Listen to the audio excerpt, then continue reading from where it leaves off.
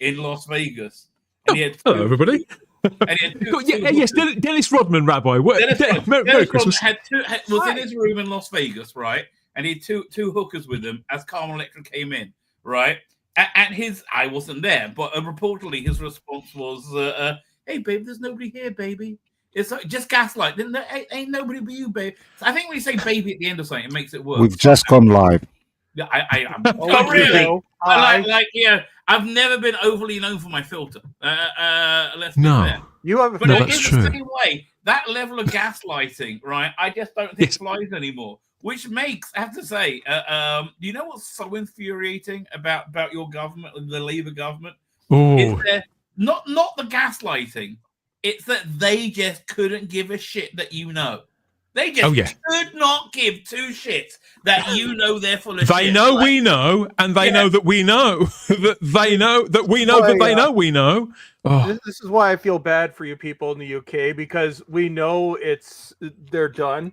The only question is how bad it is for them, which we will enjoy watching. We know we're going to have a super majority of sanity, but I can't help but feel bad for you people in the UK. England's like the lost colony right now. Yeah, it's going to get a lot worse. Like America and Canada need to go in and save it. Merry Christmas, everybody! Hi, it's all terrible. Everything's gone to Santa's coming. He can save Christmas. Santa's coming. We are running scared, running wild, and running off at the mouth as ever here at the Spacebook Live. We've got a few straddlers. Some people may have, I think their systems may be malfunctioning. I don't really know what's going on. So we'll get whoever we get when we get them. But we are live. Yes, hello everybody out there. Hope you're sorted for Christmas. Got the old shopping nailed. I think I'm winning, guys. I think I'm winning. I managed to do most of my wrapping yesterday, and my usual ritual of remembering, there's always something and somebody I forgot. I managed to do that today as well. The cards are all in the post. Ian, I think you should have yours. Is yours? Did you get my card yet, Ian? I got Sarah and Simon sent me a card. So you should have mine.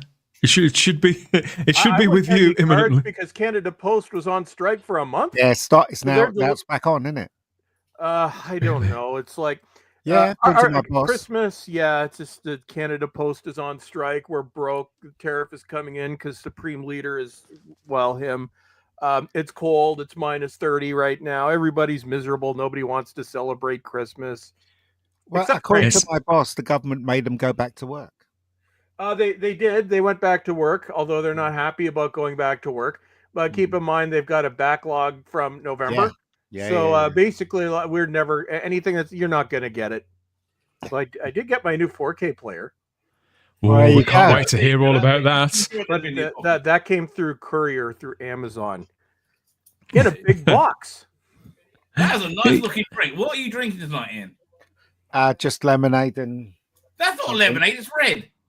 I know it's red, but it's got Ribena in it, so it's lemonade and Ribena. Lemonade Ribena. A hit of sugar. That's what I needed. No, lemonade. Always my favorite drink when I was in England is Snake Biting Black. Is that still around? Cheeky. Still around. Yeah, still around. Yeah. I heard they outlawed it for a bit.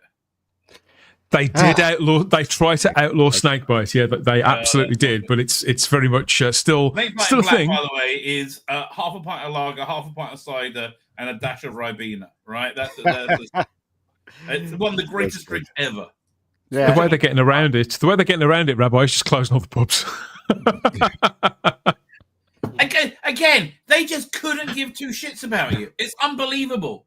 They're like, oh, sorry. It's like, and you can't do anything about it. There's got to be some reason this government falls apart.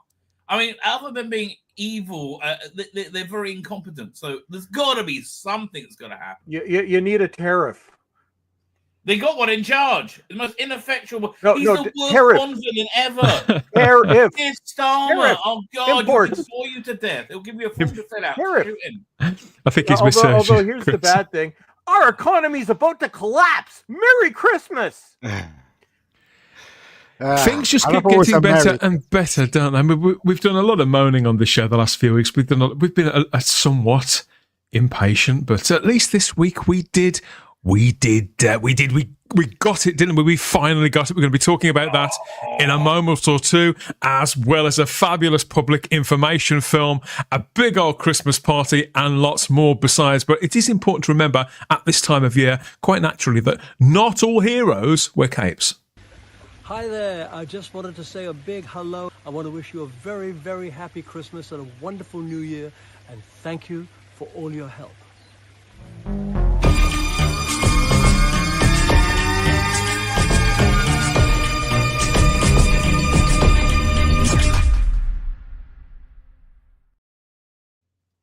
Cheers, boss. Merry Cliffmas.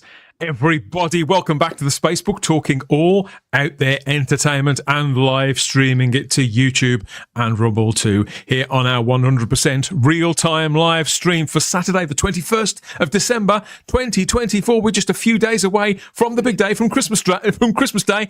I'm Dan Hadley, Birmingham's King of the Geeks. That's Ian David Diaz, the mega geek. This bloke there, that's the rabbi from another planet. The loudest man in all of WhoTube, and here is probably the most notorious man in all of WhoTube, Mr. Bolstrek and Frank. Hi. His willing accomplice. Hello, everyone. I want you to know, my daughters are louder than me. I don't believe that. Are they members of the universe, so though? True. Oh my God! I just had my daughter here for like most of Saturday. Oh God!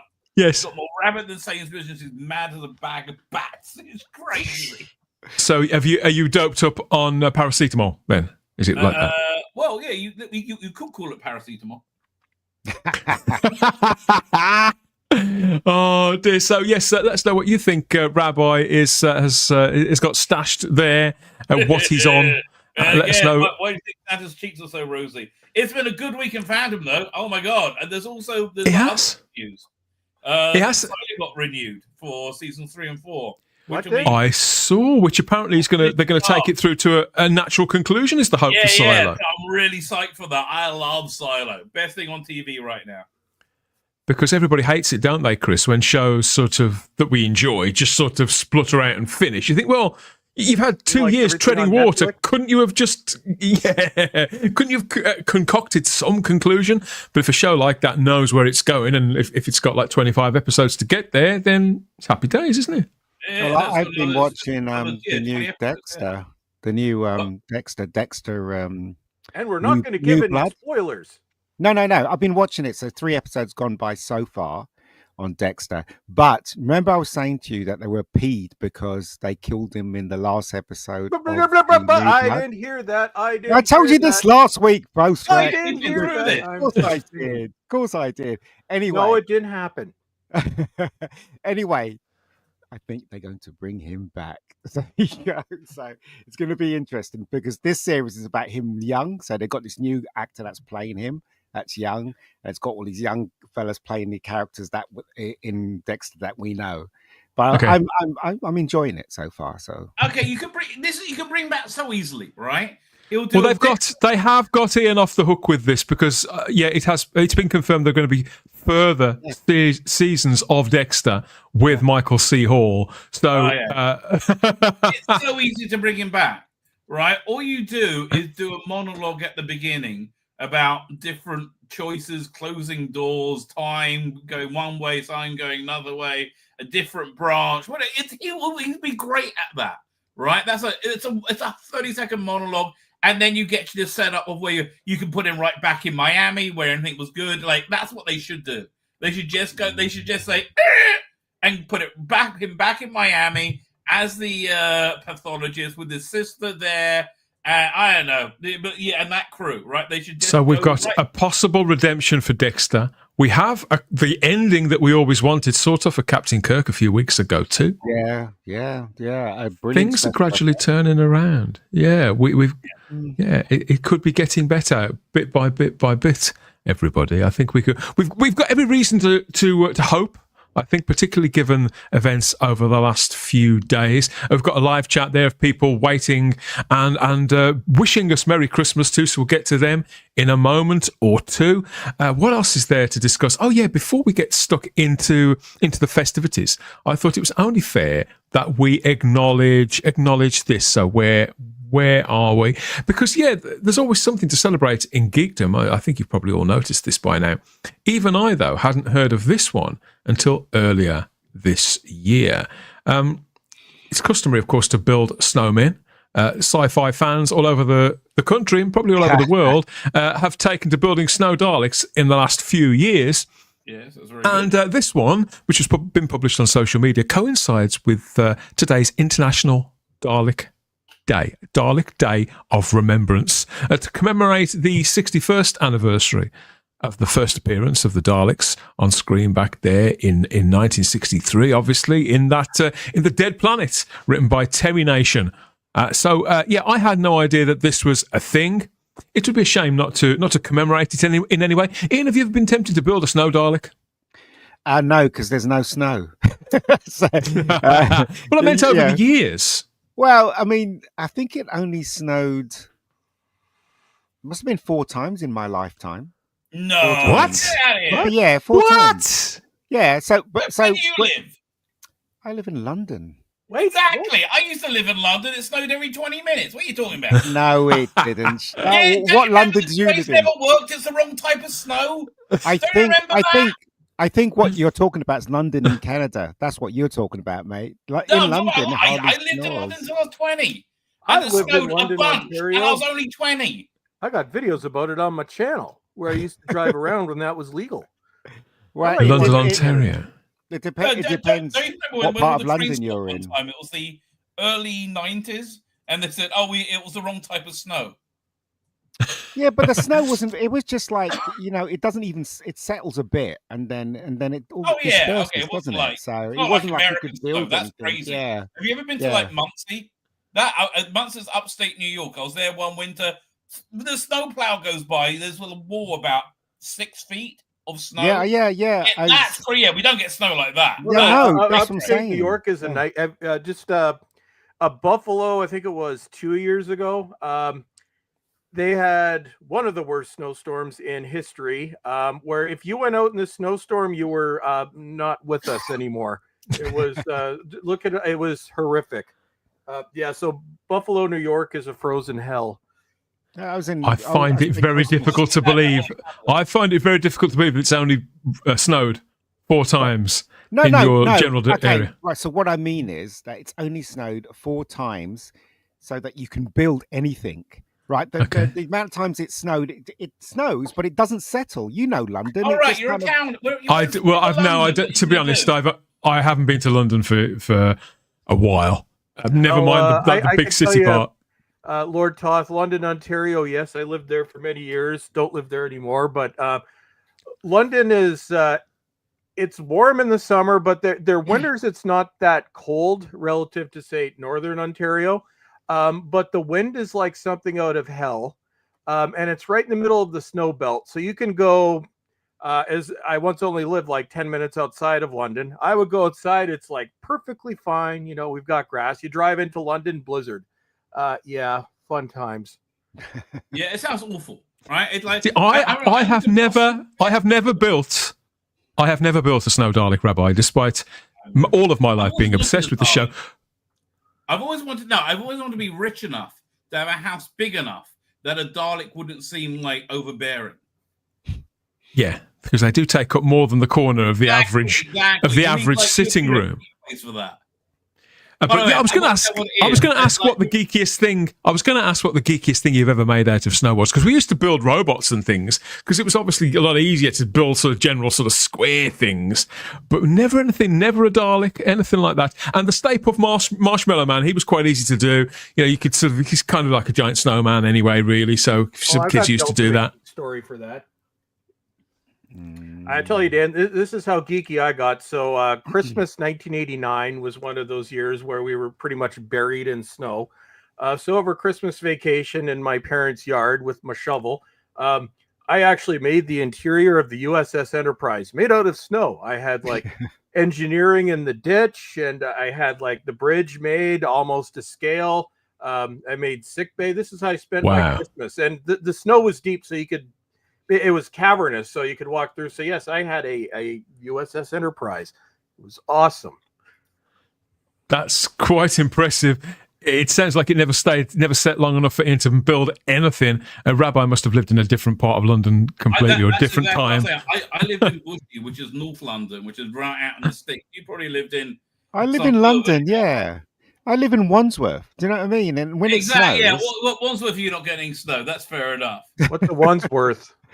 Wandsworth is worse than being in hell, nah, right? it's not that bad now. You haven't been to Canada. Because at least in hell, it's interesting. I spent Christmas with my brother in Toronto, and I remember that was a long time ago, and it did snow, and it came up to my knees. That's how. Oh yeah, no, it's was. no Yeah. Toronto. It's they're off to the snow belt a bit, but they're right next to a very large lake. Yeah, Lake Ontario, which is a little bit polluted, so you don't want to go swimming in it. But yeah, when you get that lake effect snow, because when you talk about Buffalo, on a clear day, you can see Toronto's skyline from Buffalo. They're basically across from each other. Although Buffalo always gets it worse, but when Toronto gets it dumping, it's nasty. yeah. But that's the thing about Canada. You never know what's going to happen because it could be fine 1 minute, and today it's like -30. We're all freezing. Why do you live there? That's where he was born. I was Rabbi. I was born here. I do eventually want to. I was born in London. I escaped. Get out! Oh, it's no human being. It should live like that. He escaped to a war zone.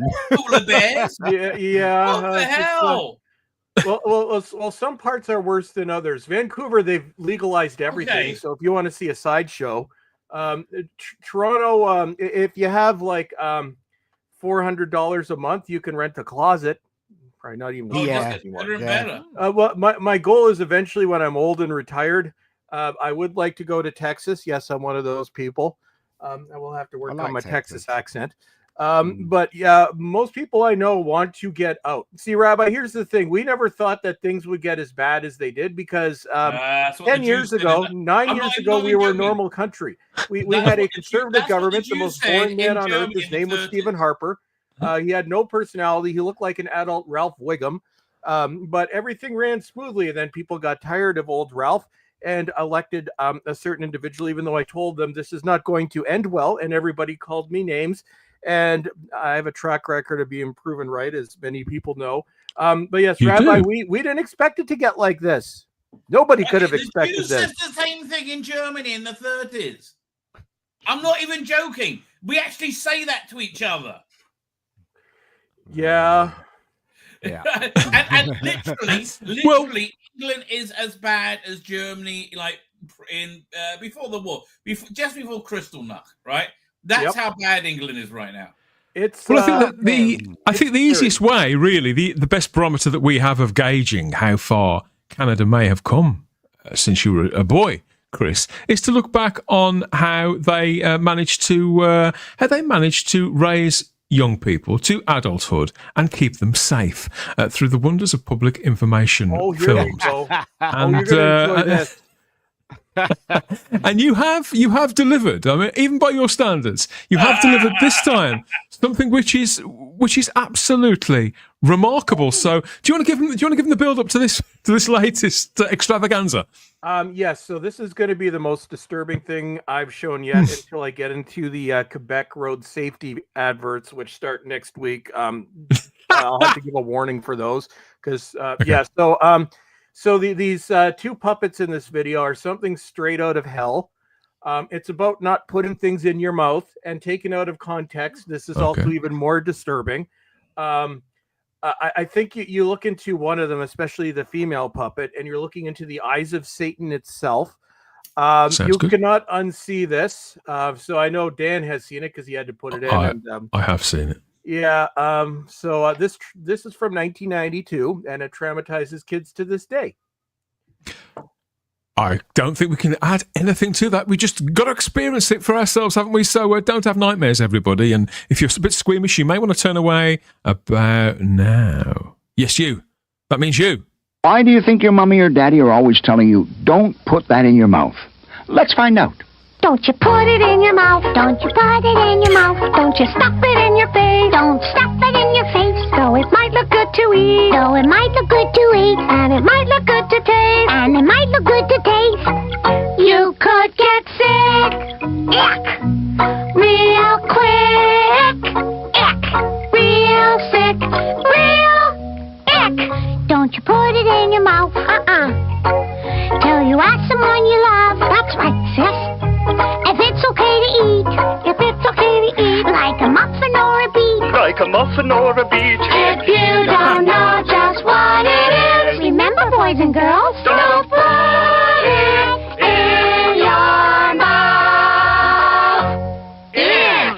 Always ask someone you love before you put anything in your mouth. A message from Concerned Children's Advertisers. Why do they look like penises? Why do they look like big blue penises?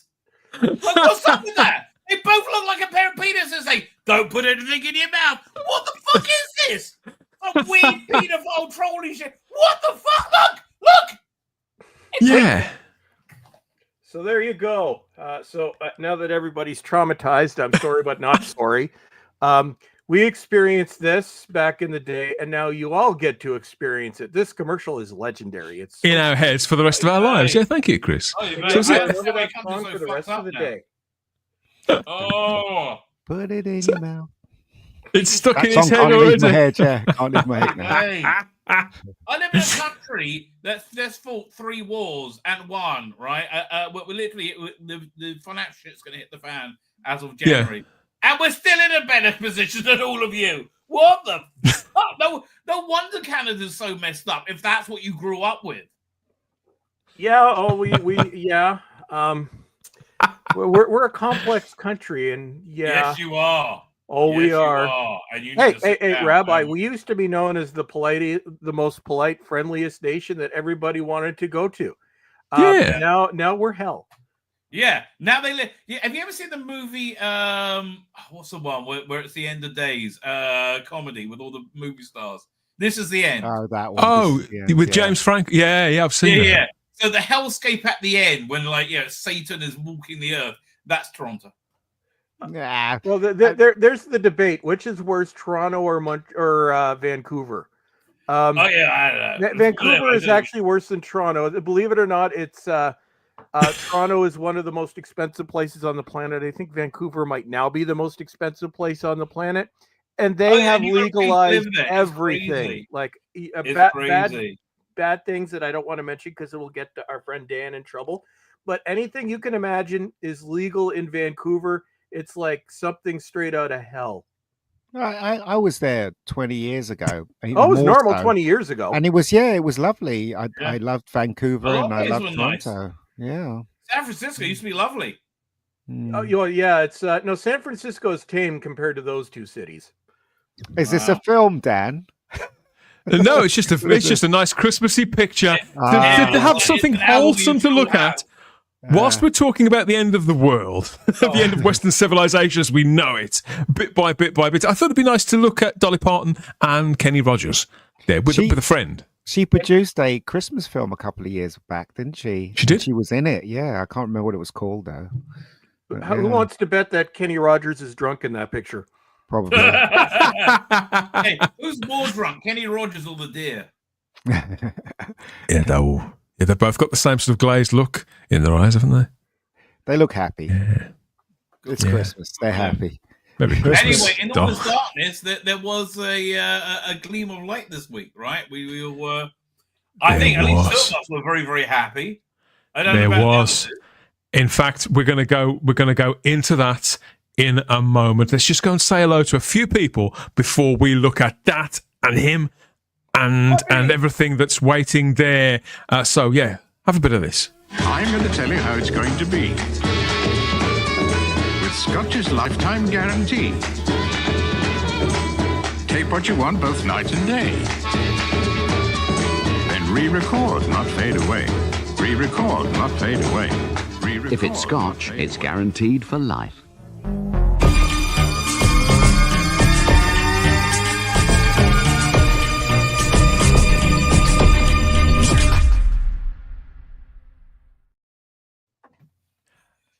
Thank you for joining us, everybody, for this pre-Christmas sort of ramble through the geeky universe of movies and TV and comics across sci-fi, fantasy, horror, action, and a bit of comedy. A bit of everything thrown in, really. If you can geek out about it, we talk about it here at the Spacebook.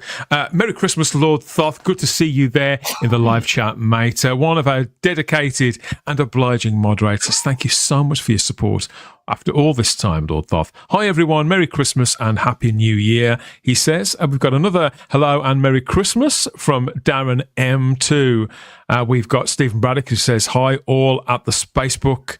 Yes, so he's got his girlfriend there watching for the first time too. So hello, Sarah, and hello, Stephen. Hope you both have a fabulous Christmas. We've got PD Rich in the live chat too. Hello again. People re-meeting. Nice to see. And Michael Q's in too. Good to see you, Michael. Merry Christmas. Who else is here? We've got a few more people towards the bottom. Colin Archer, there he is. There's Colin. Hi, Colin. Good to have you back, Colin. And we've got Gary Akers there, the retro Gary. doc too. What's here? Oh, says Lord Thoth. Oh, I'm not sure what that's in relation to, but we do like to delight and to titillate. Canada has the worst snow, says Matthew Pounder. Uh-huh. Oh, yeah. He seems very clear on that fact. Even the snow is socialist. And Lord Thoth says there, London, Ontario snows for 6 months of the year. It does. Although it snows more up here, but yes, this is your typical Canada. So most cities you are generally guaranteed no snow. July, August, usually September. The rest of the year, it's anybody's guess. But yes, it's 6 months of a cold, frozen hell pretty much everywhere. But he's getting kicked out soon, is he not? The person who we don't mention. Oh well, yes. His party right now they're estimating is going to be reduced to 8 people. Oh yeah, we're very excited about that. When is the election? It'll just be us left in a few months' time, Ian. Just be us in Britain with these far lefty nutters driving us slowly into a war. I'm so late. I'm like, did you learn nothing from the U.S. was happening? We've been going since 2015. You've seen France. They ended up with this. They didn't have a choice, right? This government happened by default, right? Because that's exactly right. Yeah, nobody didn't elect them. We all saw this disaster coming, and nobody thought it would be this bad. Like nobody thought this is worse. Well, I admit it even surprised me. But we couldn't. Thank heaven for Dolly Parton. We couldn't stop it anyway. No, we couldn't have stopped it even if we wanted to. Yeah, exactly. I mean, Colin Archer says, I think it was a Dolly Parton special where I first found out that White Christmas has a verse as well as a chorus. So Dolly's always been doing sterling work for us all. And Darren Bradley's in the live chat. Yeah, he's asking specifically you, Chris. Darren says, hi, Darren, and Merry Christmas to you, mate. Again, a long-time supporter of everything we've done at the Spacebook and over at Type 40. And he says he recently watched 70s French-Canadian kids film, The Christmas Martian. And he's asking you, Chris, has this been repeated very often in Canada? I've never heard of this. Okay, so I'm going to answer this, and then I got my quiz question and see if my smart people here on the panel can answer it. Yeah, so actually Vinegar Syndrome just put that out as part of their Black Friday sale. It hasn't shipped yet. This thing is bonkers. I actually read you guys the description a few weeks ago. I remember now you've said it, yeah. Yeah, so I ordered it on Blu-ray. I think we'll have to do it at some point. We'll have to do a watch along of this because it's... So yes, the Christmas Martian, possibly one of the most absurdly terrible things you will ever see. We're a very weird country. Now, my other question, and whoever gets it right gets a virtual Christmas cookie. So you're talking about the song White Christmas. But my question is, high stakes. To show how cool y'all are. So the song White Christmas did not premiere in the movie White Christmas. So for a Christmas movie, can anybody tell me the canceled movie where it was first played in by Bing Crosby in 1943? Oh, well, I thought I knew the name of the movie, but I didn't know the movie had been cancelled. Isn't the film called Holiday Inn? Yes, and a section of it was canceled because Bing Crosby did a Trudeau. I see. Yeah, he colored his face a different color, like Trudeau. Wow. Wow. Okay, so who got it first? Okay, I so I believe Stephen Braddock. No, I had no idea about any of this. Oh, you've never seen Holiday Inn? I have. You? Oh no, I'm Holiday Inn. I'm so disappointed. I've watched. It's one of those movies I've watched every year since I was a kid. With Fred Astaire, yes, yeah, at 42. You're right, not 43. How have you not seen this film? Ian, you've seen it. I have, yeah. Okay, so Ian's seen it. It's awesome, isn't it? It is. It's good. I thought it was. I'm so Right, disappointed. how you describe it sounds awful. No, well, It sounds really awful. Bing Why Crosby would I opens I up mean, an inn, and it only opens on holidays. Holiday Inn. and but they cut that bit out, didn't they? And even Well, when I yes, was it was watching it, they cut on it out. Lincoln's birthday. He's What, tap dancing with colored face. I think that YouTube doesn't like the actual word, so I just call it doing a Trudeau.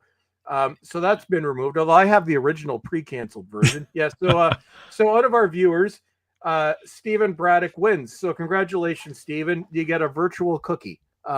Your choice of cookie, whatever you want. White Christmas, I only watched a couple of years ago as well. You know, I never saw it before. I sat and watched it with my mum a couple of Christmases ago, and I did. PD Rich. PD Rich suggests that Canada should just export the snow. When you look back at these sort of films like kids' Christmas movies, it's sort of like that public information film. They meant to entertain, or they meant to kind of be spellbound in some way to capture children's imaginations, but a lot of the time they just ended up freaking them out, didn't they? And with some kids, it sort of scares them deep into adulthood. I mean, you talk to a lot of women who feel the same way about things that they watched when they were little that they can't watch now, and certain men as well. Well, can I just be clear? In this movie Holiday Inn, Bing Crosby was in blackface. Yes, that was the word I wasn't going to say because I just. Yep. Or was he like playing a black person or a white guy? Trudeau? He was dressed as Abraham Lincoln in Trudeau face. Why? What's the context of this? I'm just fascinated. No, one of the holidays they celebrated was Lincoln's birthday. Right, but how's that connected? Oh, right. So because they only open on holidays, they and it's always themed. Like they'll have Valentine's Day, and they'll have Christmas Day, and they'll have Thanksgiving. But I don't know how he stayed in business. Was he playing somebody Trudeauing? Oh no, he wasn't. No, it was just this was 1942. Where it was normal. Yeah. Normal-ish. Although in 2000, if you were Trudeau, apparently it was normal too. Yeah. Listen, there's one rule for them and one rule for us, baby. Yeah. So several people got that in the live chat. So cookies all around. I think strawberries and cream. Okay. It's Christmas. It's Christmas. Here's the strawberries. Okay, I got that. The cream, homemade. I made it myself because it's virtual. So there you go. Strawberries and cream on a chocolate chip cookie. Here you go. Oh, very good. Virtual. I will get Dan to put up a picture at some point, and that could be your. Yeah, we'll get virtual cookie for next year. You know what's driving me crazy this year? I haven't had a mince pie yet. I just make me because the only mince pies I get is the ones my wife makes. She makes them for the Sabbath, which is next week. So I said, "Can you please?" We got the mince meats ready to go. I smelled it. Oh God, so good. Anyway, and but I said, "Can you please make some before Wednesday?" I want a mince pie on Wednesday. I had my first one. First one today. I'm getting one now. Actually, it's coming soon. I'm the only person I know that loves fruitcake. In Canada, they don't mince pies are not associated with Christmas. Am I right, Bruce? Right, both. The ones that the ones that I've tasted had the flavor and consistency of vomit. I was never much of a fan, but I do love me a fruitcake. Fruitcakes are nice. No, everybody here hates fruitcakes. I don't know why. They're like it's bitter. Well, no, it's different. I don't mind a fruitcake. I just love prefer, I think we've derailed Dan's show. We were talking about fruitcake. I think fruitcakes. Oh, but they're so good. I think it's all my fault. Okay, what I'm going to do, I'm just gonna mute myself, and I'm going to let Dan talk. Wait, can I ask a question before you do that? He's mute. This is not my fault, so Rabbi caused it, and then I'll mute myself. Hey, I don't want to ask a question. It's off topic, but sort of. Oh, mince pies, right? In the the 18th, 19th century, they used to have real meat in them, right? Yeah. It had different, but it was still sweet. Yeah. So if they offered that as a Christmas thing in a restaurant, would you try it? I would. I tried it Possibly. when I was a kid, and what happened was what almost happened replicated the taste. So no, we do not do the mincemeat pie. Okay, I'm muting because I'm being terrible today. So it's Frank is going to go in the corner. Let's get back on track, everybody, with the main event. This is what I've been looking forward to seeing and talking about now for a good old couple of months, if not the best part of 2 years since it was announced, and it's finally here. Come on, kids. If you want to grow up fast, take one of these. One puff and they'll soon be in my grasp. Not so fast, nicotine. If you want to go up fast, take one of these. With my X-ray vision, I can see the harm cigarettes do inside people's bodies. That's why I never say yes to a cigarette.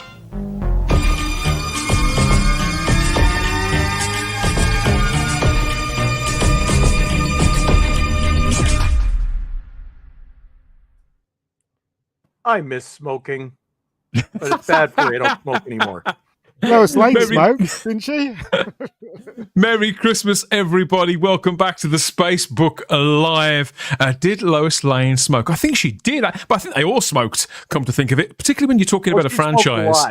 A character or set of characters, a world, a fictional world that's been around for 8 decades and some change, I think. The DC Comics universe, that is, the standard bearer of which is technically, I suppose officially, it's sort of Batman, really, but Superman. He's the guy, isn't he? He's the one I think that everybody always thinks of. You could say it's a 2-horse race between the big guys, Superman and Batman, and Wonder Woman sort of coming up on the inside to make up the Trinity. There's the Superman crest, of course, which we now know symbolises hope, which, I don't know, from what we've been talking about for the last 10 minutes, do we have? I think we could do with a bit of hope. Certainly in Britain, we could do it with a bit of hope. Everybody needs a bit of hope. Yeah, everybody needs a bit of hope. And but finally, yes, we have the news. We have the trailer. We have the poster. And news about the next incarnation of the big screen, Superman. It is with us so much, in fact, that it was really, really overwhelming earlier this week. I mean, we've been following this blow by blow right since James Gunn was announced as the new creative lead of DC Studios over 2 years ago. Now, a creative who is, I don't think it would be fair to call him divisive, but who I personally have always been a little bit on the fence about. You know, I like some films more than others. But I do love Superman, and as I've said before, bringing back the DC bullet as the big branding. I know it's just collars and cuff stuff, but as a statement of intent, you know, this got me on side, I have to admit. This week, they let fly with a set of posters with some really striking artwork there, showing the new actor to take the role of Superman on the big screen. That's David Corenswet there, in a surge, a fiery surge of the colours that we most associate with the character, aren't they? The gold, the red, and of course the blue. And the tagline, we are simply to look up. Keep it simple, stupid. KISS, that's what they always taught me in marketing and design. And I was, if not blown away by this, I was sort of kind of swept away in it. I appreciate the simplicity of it. And so that was an early good sign, because I'm at the point now where when I see posters with a mass of floating heads in them, Rabbi, I kind of tune out. I want to see something that's going to make me, if a bus passes me with this on it, or if I walk past a billboard and this is on it, I am going to look up. I think there's something inspirational about this poster alone, inspirational and classical. But it wasn't really the poster that we wanted. Most of all, was it? It was the trailer, and I mean, that was what we're talking about, though. I mean, that the cleanness of it, the simplicity of it is really important, right? Because I think so. Yeah, I mean, like you said, it doesn't really matter. I disagree. Like the bullet logo, I really disagree. Right? Again, the cleanness of this, the superhero genre is very tired, right? Because it's basically been shit for the last 7 years, along with everything else, right?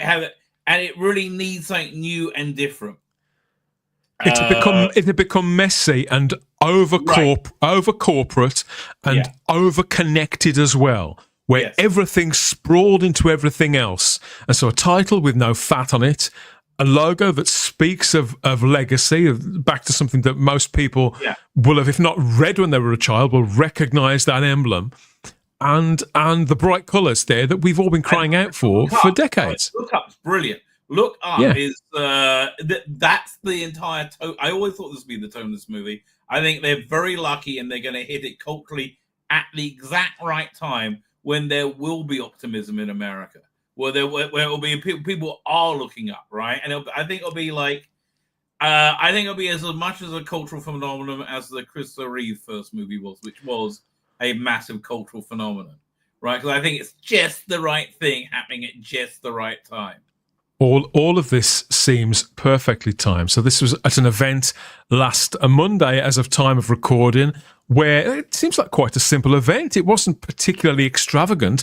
We've got a few pictures here of the cast of Superman 2025, David Cohen Sweat and Rachel Brosnahan there playing Clark Kent and Lois Lane. There they are together, having a cuddle and a part there. And I love this picture, particularly on the left there, of the actor dressed fairly casually, kind of taking the piss out of himself ever so slightly, as if to say, isn't this all fun? And then you've got Rachel, who is, in my book, possibly the sexiest Lois Lane of all time. And when you're looking back at a legacy that includes Terry Hatcher and Margot Kidder, that's no mean feat.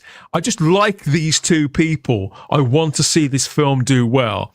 And when you throw in Nicholas Hoult as Lex Luthor too, an interesting actor who you can't take your eyes off when he's on screen, whatever he's doing or playing, I think that everything about this was sort of pointing in the right direction.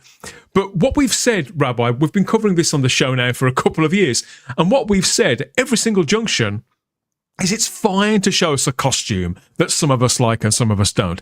It's fine to tell us you're going to change this about the title. It's not going to be a two-word title. It's going to be a one-word title. All these little things, none of us are really going to have any inkling about whether it's for us or not until we see some footage that will be an indicator of some tone of this film, because all the different incarnations of Superman, be they on television or in the movies, have had varying tones, haven't they?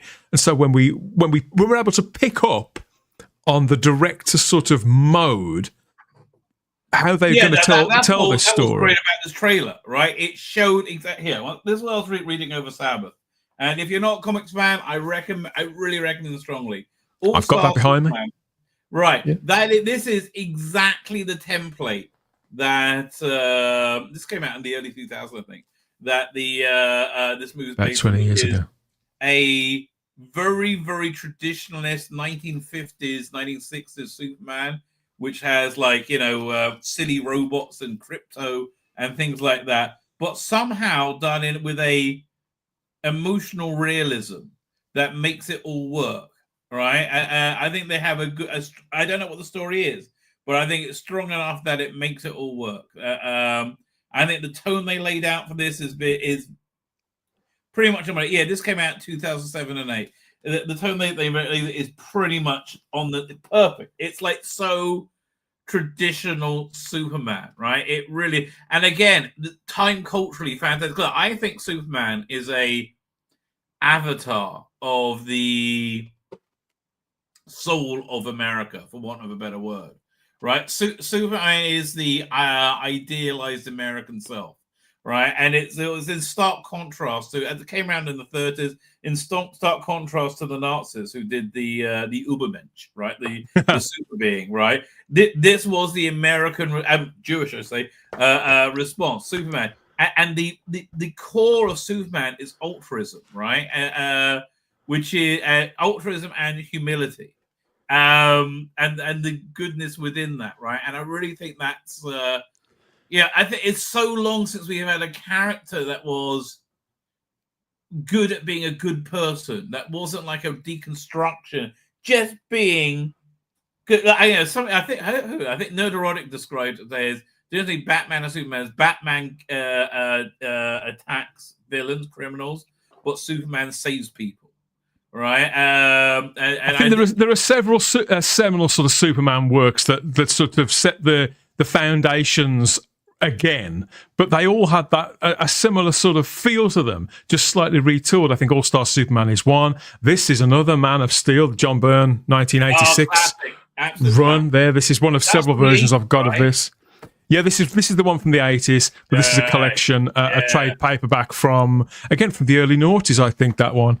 And I'd also recommend Secret Origins by Jeff Johns and Gary Frank. But the fact that these things can be sort of reinvented and ever so slightly retooled in print and on the screen just goes to show how classical I think a lot of these themes are, how relatable the characters are, despite the fact that the main guy is possessive of all these superhuman abilities. And Lois Lane herself is quite a remarkable person. So is Lex Luthor. They're larger-than-life characters who we can't help but sort of feel for and sort of get behind. But in translating those again to the big screen, obviously the longer that a legacy goes on, it's a tougher sell when you're talking about a generation of people who feel like they've seen it all before, heard it all before, or what do we really want another one of those? But I can honestly say that I'm predisposed to like this, despite the fact that I'm not a big James Gunn guy. They've courted me very, very well with this, Chris. And so the time between Monday, when they announced we were going to get a teaser trailer, like 3 days on, the time between Monday and the Thursday, my God, this dragged for me. I don't think I've anticipated a piece of entertainment quite so much, maybe since the Doctor Who 50th anniversary. I certainly never felt this way about something like Endgame, the Marvel thing, because I don't know, I just felt I felt it all played out by then, whereas this feels like we're at the start of something really rather special. I've watched the trailer 3 times. I've tried not to sort of overdo it, but I thought we'd play it again now and have another look, just with the benefit of a couple of days hindsight. So for anybody who hasn't seen it, this is the new trailer for Superman coming next year. Are we stopping and talking about this? What's the protocol? We can say the odd bit and piece if you want. Yeah. I can talk all day about this. Trailers are fair use, so we can watch the whole thing. Okay. I'll stop it. I'll stop it here and there. I don't want to talk. I don't want to talk about every scene. We can. But what I wanted to do is just look at the general feel of it and acknowledge what we're seeing and when we're seeing it. I mean, look at the color palette, for example. This is kind of what a lot of us wanted. The whites are very, very bright. All the colours are very bright. And that music as well. Electric guitar. Love the reverb, right? Yeah. So do I. Because this should be rock and roll.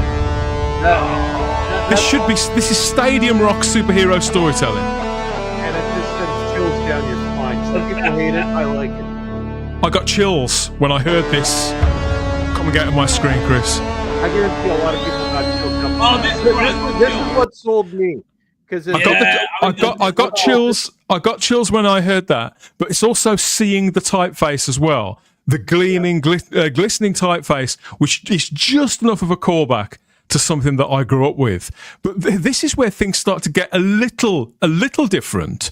Where that's quite cinematic, and even the scenes like the Daily Planet looks a little bit like the Daily Planet that we've seen on television. But this is where I think things get a little different and more comic booky.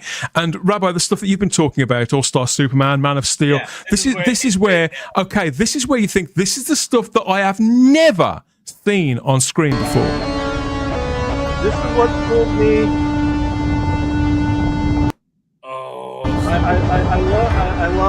love crypto, and I don't care if it's a different breed. I don't care what breed the dog is. For fuck's sake. Oh, and that crypto stays in. I love it. I mean, that scene there, where the explosion rips through that building and he grabs that little girl. I was watching this alone and I went, huh? Yeah. Froze. Yeah, it was a gasp. It was a gasp moment. I didn't stop the trailer, but I had to catch my breath. It was incredible, and then to go straight into this, because obviously we don't. It's not as if we want to see everything and know everything, but we think, okay, I need to see Lex Luthor, I need to see Lois Lane, and this delivers every single thing I wanted. Yeah. This is like he was drawn by John Byrne at Lex Luthor. You mean?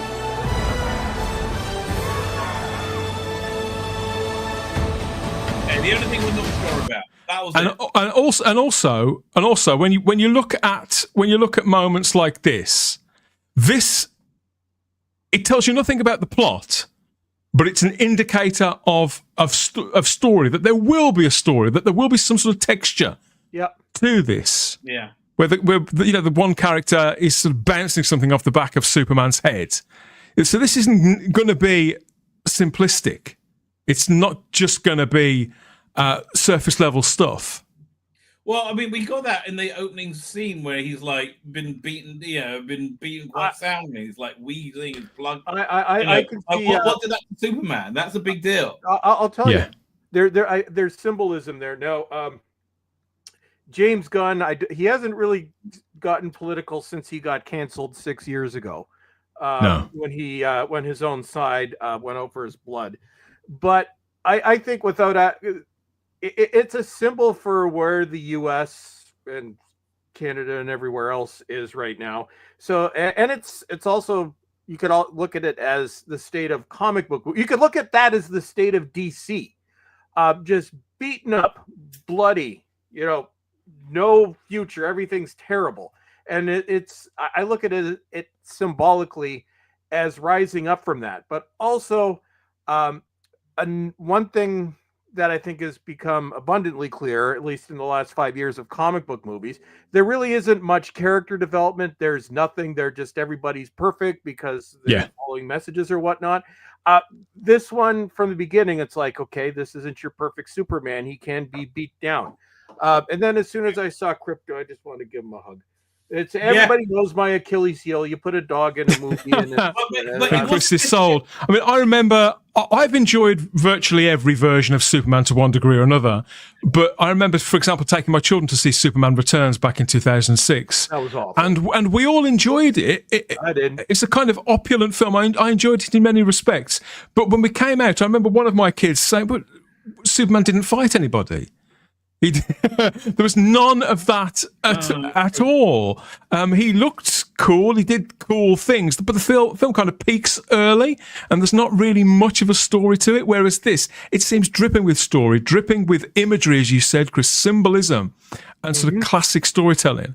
And here, when it starts to dip into the broader kind of DC universe, the fact that there are other superheroes are pre-existing, this is also a bigger swing that it has to be. I agree. I agree. Let's take a look at this. Nathan Fillion, Green Lantern, Hawk Girl. Everything else is pretty much. I love that. The hair. I don't like the hair. That's like. I love that. Oh man! I want to give Crypto a hug. I am giving away. I even like this.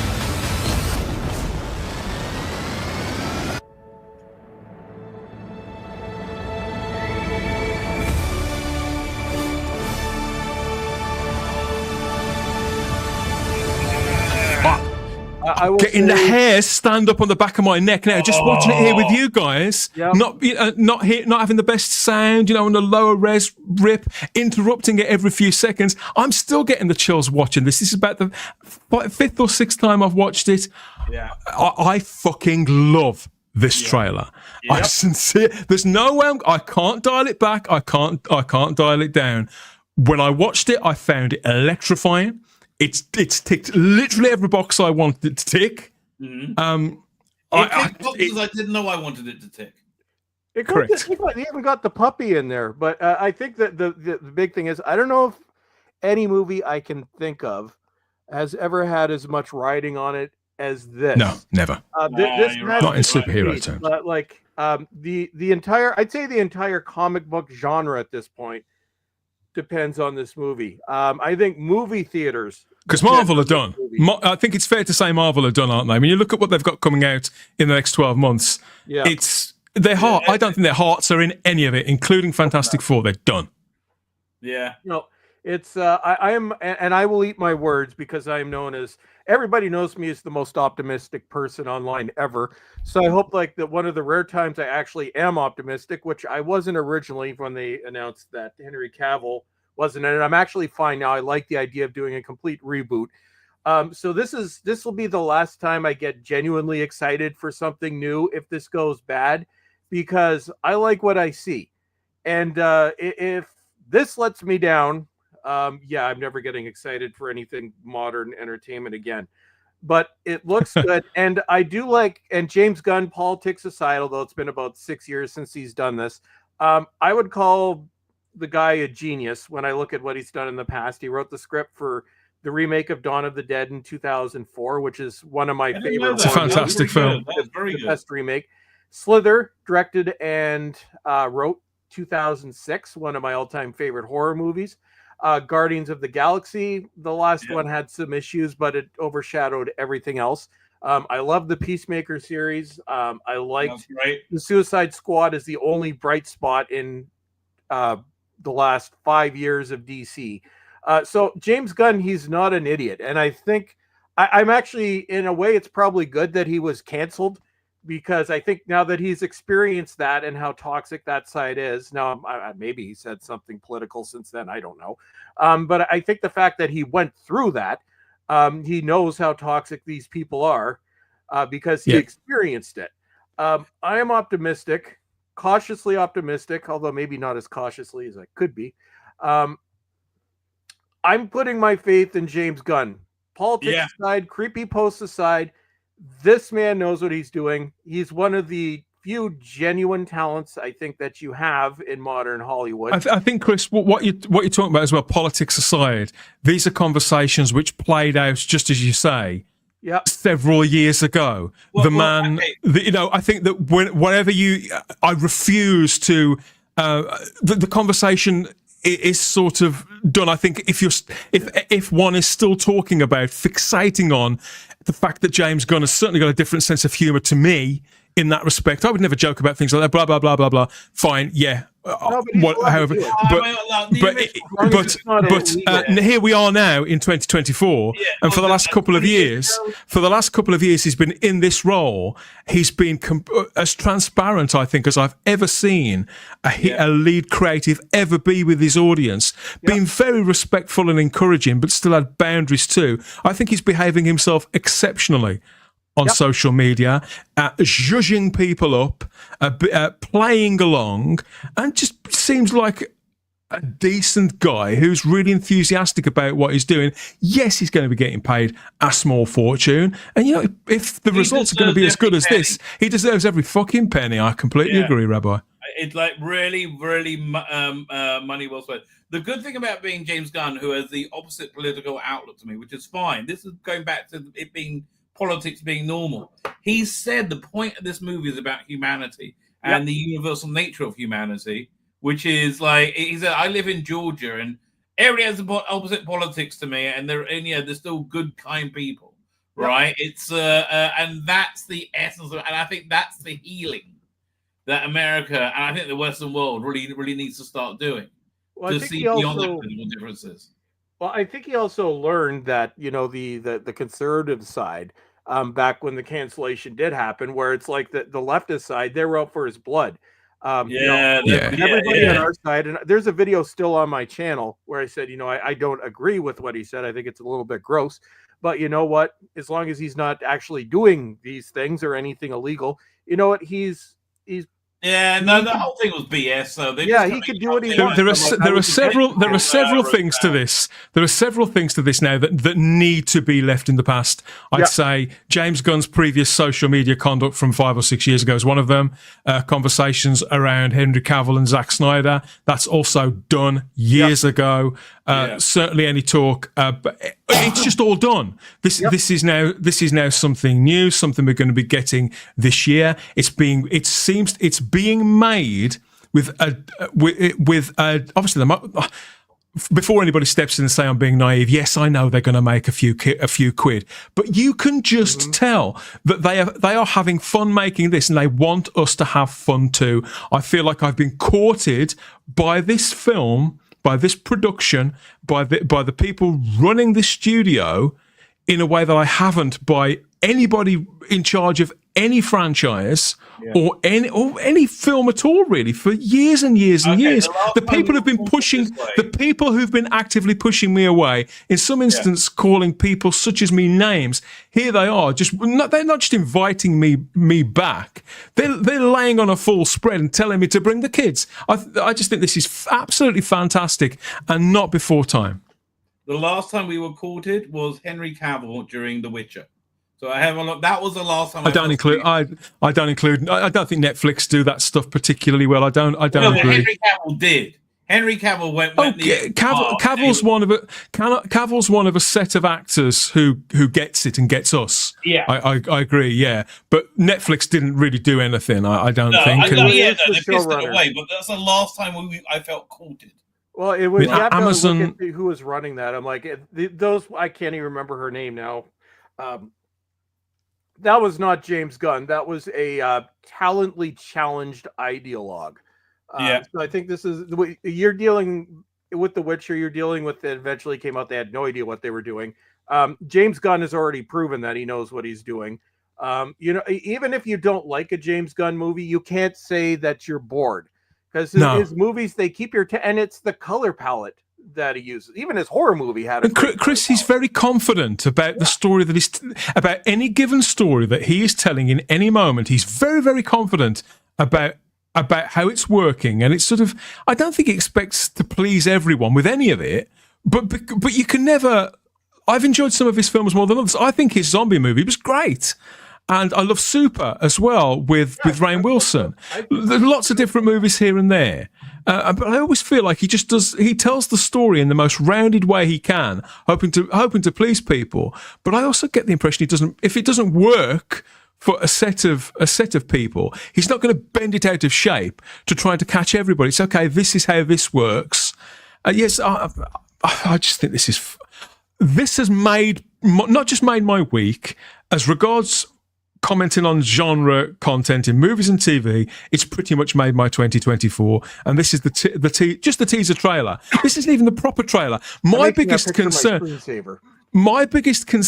Chris, now, my only real concern is, can the film possibly be as good as this trailer? Because it was bloody brilliant. Oh, I hope so.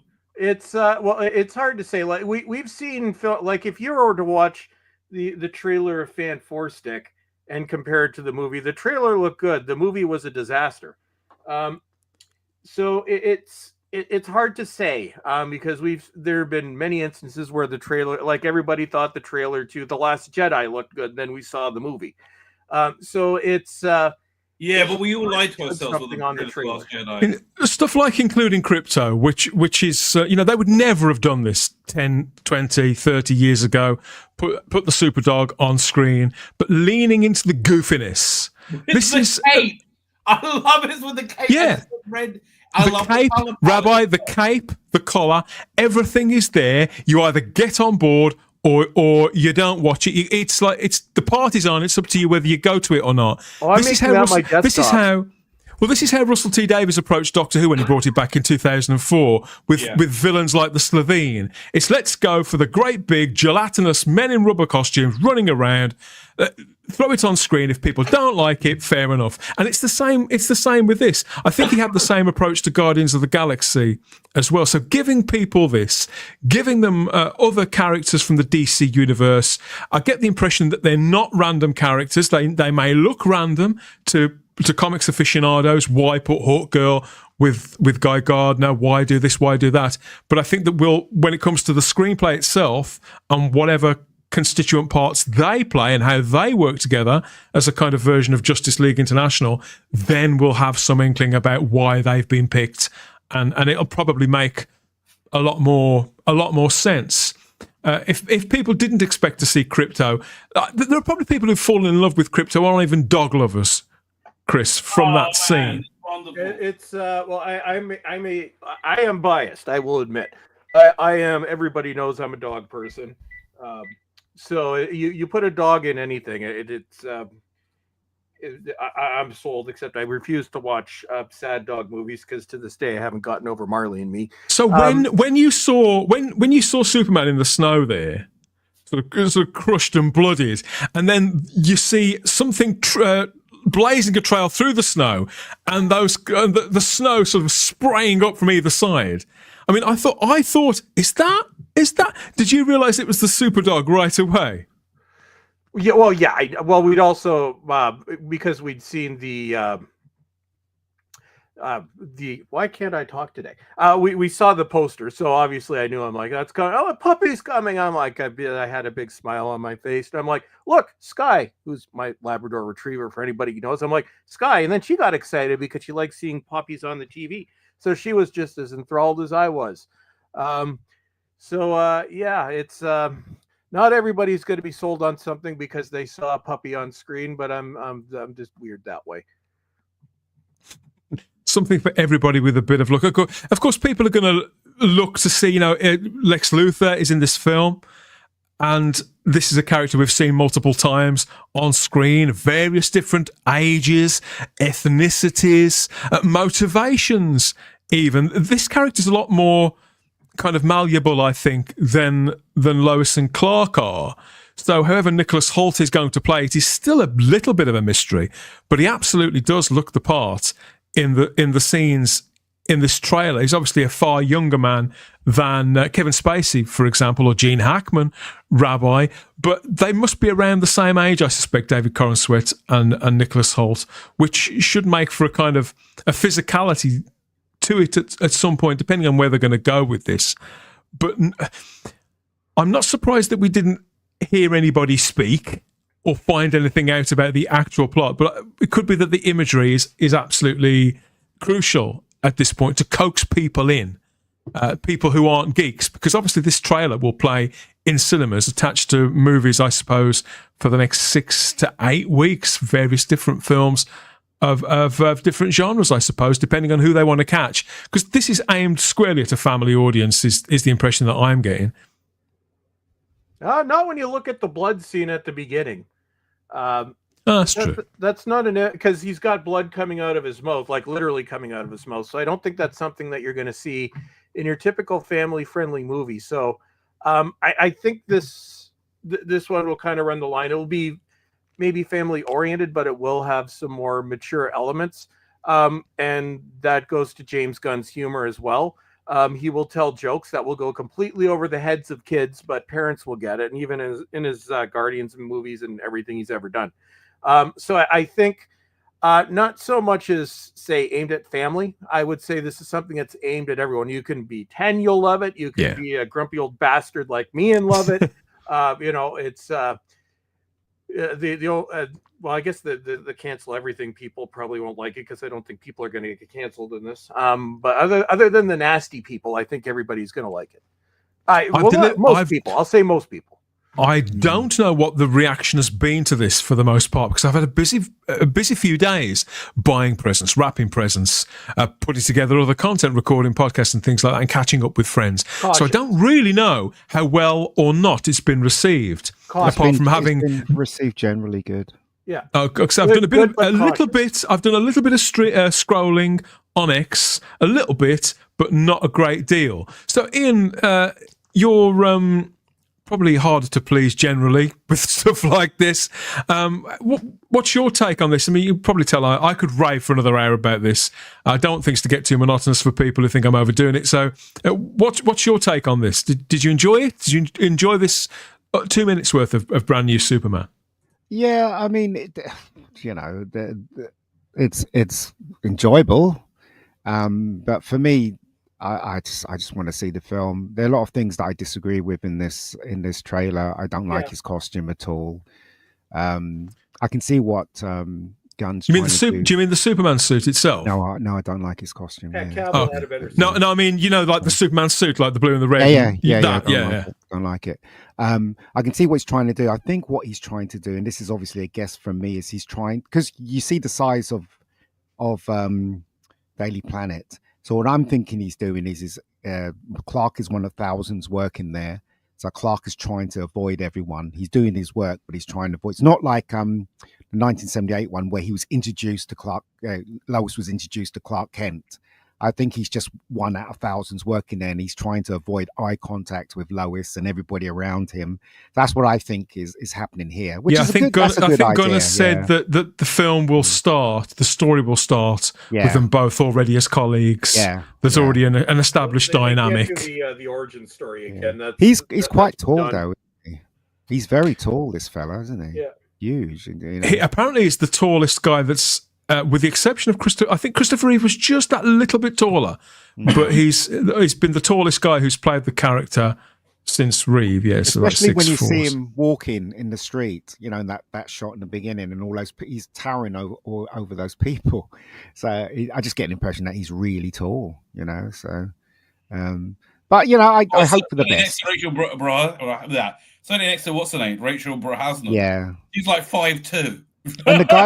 And the guy that got to play Jimmy Olsen, spot on. Have you seen like everyone's white. It's okay. Yeah, Perry White isn't, but who cares? He's got freckles and he's got kind of red hair, so you know it's kind of spot on, really, with Jimmy Olsen. So that's. So I don't really care about swapping ethnicities of characters like Jimmy White or. Jimmy Perry. Jimmy White's a snooker player. Jimmy Perry. Perry White or Jimmy Olsen just doesn't bother me at all. Then as long as they play those parts well, it doesn't really matter. I mean, how I look at it is that a great deal of the time when people complain about that sort of stuff. Well, Jimmy Olsen is a barometer for wokeness, right? Well, it's it's like as long as it. Like you know, they changed the race of Arthur Dent in the 1989 Batman movie. Nobody cared about that. It's as long Are you just doing it, you know, just the way things were done prior to when everything went to hell about 9 years ago? We didn't care, and I'd like to get there again, where it's, you know, you don't even notice that. Like I always say, nobody cared what that Captain Sisko wasn't white because it was a different time. I want to get back to that, where it's like. It's you don't even notice that. It's like, okay, this person's in the role. Good. So don't draw attention to it.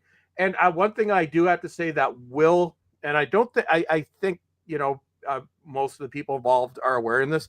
The worst thing they could do is for a producer, writer, actor, anybody involved in this to get political. All it takes is for one of them to be involved in, you know, the typical just one that we've seen. It's done. Because the people will write it off. I don't think that's going to happen.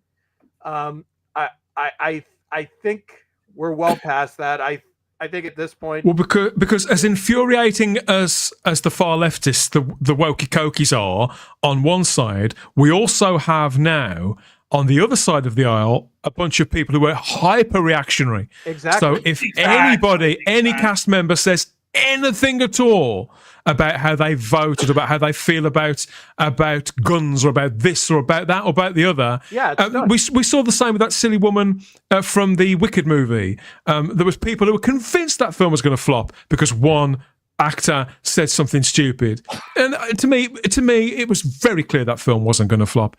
But even so, you were also, I believe, it became apparent that within a few days of her saying that, she was encouraged to build a bridge of some description, because she deflated the situation in a way, for example, that Rachel Ziegler never has.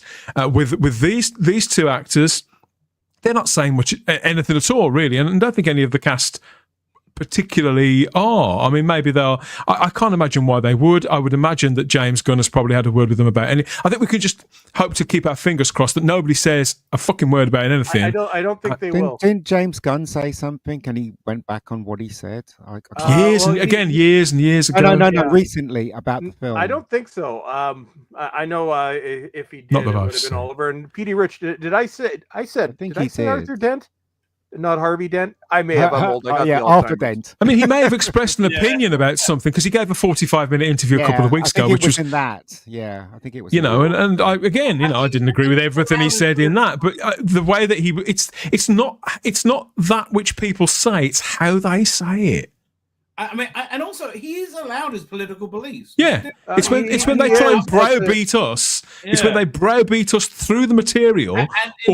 I just don't see him doing that at all. Right? Well, you don't want to relate it to the material, but I think at this point, if this had been 10 years ago, nobody would have cared if he was talking outside of it. But because in the climate that we live now, what we've all seen for the past decade, the things that we have called out, you're at a point now where this movie, they can't get political neither. And that includes, like what Dan was saying, you can't go on the right. I don't want all of a sudden there to be like Trump signs, even though, most of us are, supports the conservative side. None of that I don't want to see that. I don't want any of it. No. Politics, whether I agree with it or not, leave politics out of entertainment. It doesn't matter which you should have that in you're it going to alienate half your say audience. we shouldn't care about. The only reason they should have politics in it is to say we shouldn't care about it. Exactly. Yeah, I mean that I can actually see him doing, explicitly. But I don't know. But look, this is not just a return to normalcy. To me, this is a return to a hyper fantasized how great normalcy was if everything was awesome. Scenes like this, for example, it looks idyllic. Oh yeah, at the Kent farm. Gary said, and Nerdronic said, and I do agree with him. For one thing, they cast an actor you could believe would have a heart attack. Right, the guy is they need to mow their lawn. Yeah. But he's a bit pudgy for Park Kent. I don't want to tell you. But yeah, he does die of a heart attack, so that makes sense. Well, I don't know if that's going to be a big. They can't do the origin story again. Like I think they'll do it in like 2-3 minutes, like a stone. So I don't think. I would hope that that's not going to be a big part of this. My guess don't bother killing him again. You've already done it twice. You don't need that a third time. That guy plays Jonathan Kent. He was in The Mentalist. He's really weird looking. He looks like a murderer. I don't know if he does. He's very satanic. He does. I love the poses in this Taylor. I've never seen him before. I've never seen that actor before. And to be honest, the majority of the actors in this, with the exception of Rachel Brosnahan, and Nicholas Hoult, I've never really seen any of them in anything, which is another thing that excites me, Rabbi. Yeah. As does, and this is kind of what I did expect. To me, poses like this, the way this is framed, this is very James Gunn. It's very rock and roll, and it's a side to Superman in particular that I don't think we've ever really seen on screen before. Yeah, it's an idealized. You get it in Man of Steel. You get it in this. No, this is it. Again, it's the color palette. It's the essence of Superman is saving people, and that's why it's so great. Crypto saves him. Like, who does Superman turn to save him? Oh, look at this! Right, this is apparently the robot Kalex, I think is the name, from Krypton, right? Who acted? This was from like the 1960s Fortress of Solitude, and it's exactly right, and it doesn't look stupid. So is it the robot sort of nursemaid character? That again, this is another character that's been reinvented in comics, never been on screen before. It looks beautiful, right? But doesn't this look like classic 1950s, 1960s design? And it also looks real. So does I think all the sets that we get glimpses of in this. They're not as stylized as something like Tim Burton's Batman sets, but they do have that kind of where you can't quite pin it down to a specific time. I've no doubt the characters use smartphones and things like that in this, right. But there are the lampshades, the way that people are dressed has a very sort of classic look about it. Yeah. The Daily Planet, so it's kind of a mix. What was that, Chris? They've got the flat screen TV in the Daily Planet, so it's kind of a mix. Because you couldn't have got more. Totally, this is just spot on. It feels a lot of it feels like it was drawn by Frank Quietly, who did Superman, All-Star Superman. Especially the kaiju fight scene. You have that giant, Godzilla thing breathing. There you go. That looks like it's like somebody waved a magic wand and a Frank Quietly comic came to life. Yeah, and look how small the scale there. They've deliberately done that so you can see how small Superman is. Well, the one thing that I would like to see is there was the joke going on, and it wasn't a joke. It was every superhero movie ended with a beam in the sky. Obviously, if you watch the Suicide Squad, I guess if you haven't seen it, I won't spoil it. But James Gunn made it blatantly obvious that is not what he wasn't doing, and what we did get was you can't help but laugh at it. So yeah, no sky beam, which No. probably won't have. We're gonna get what we didn't get in Superman Returns, that we didn't really get. We didn't really get it in the Man of Steel. Come to think, I don't think we've had it on screen since Christopher Reeve's Superman went at it with General Zod, played by Terrence Stamp, a proper fight. But we've got fighting monsters, fighting super-powered humanoids as well. Lots and lots of scrapping. I think that is what kids want to see. And obviously we're seeing things but not seeing things. It's more about the tone than anything else. Who's that Superman's grappling with on that football Terrific. field and churning up? It's Mr. Terrific. I even like Mr. Terrific, right? I thought, well, I think that's cool. him. Are we sure that's Mr. Terrific? Because it doesn't look like his costume. Oh, it might not be. I don't know. I think it's Mr. I think this is meant to be Ultraman, but I obviously we can't see, but I suspect it's Ultraman. I believe that this is set in a universe that already is filled with superheroes. Right? That's right. So it should feel like a 1950s, 1960s, they Superman comic. It's like the universe already has a ton of super. That's why I'm not worried about introducing a bunch at the time. That's the world they're introducing. I'm completely here for all of this. I grew up reading Guy Gardner in Green Lantern, in Justice League. The only one we're talking about, though. Is that Red Sun there? Red Sun coming out the light? Has he been trapped? Has he set a trap for Superman? Superman. It doesn't look like it. Superman looks like he's looking at some sort of surface. He's looking into something. Could be, yeah. I don't know. Looking into a cave. The Stag Industries is a enemy of Metamorpho, apparently. So it's got questions in it. There's Green Lantern, Mr. Terrific, Hawk Girls in there too. I mean, look at that. It's just fantastic stuff.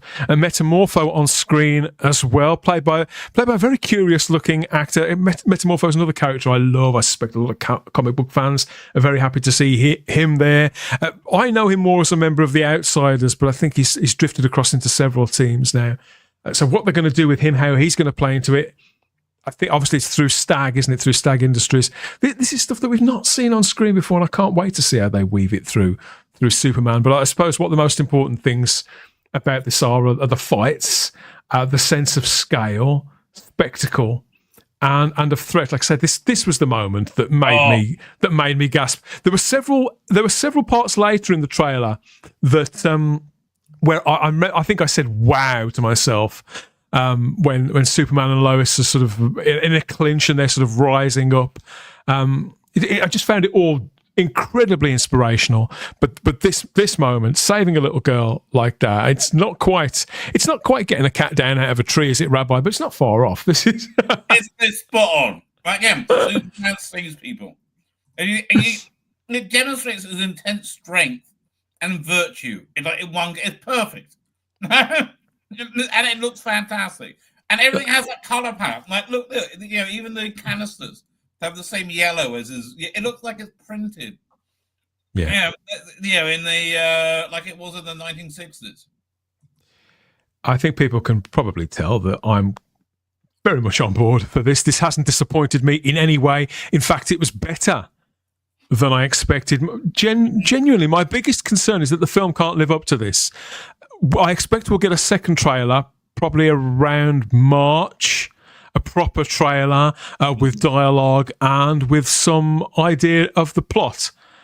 And usually how I am with these things, Chris, is that once I know I'm definitely going to go and see something, which I usually decide on that by the tone, for the most part, I then avoid the trailer thinking, well, I'm going to go and see it anyway. Why do I want the story spoilt for me?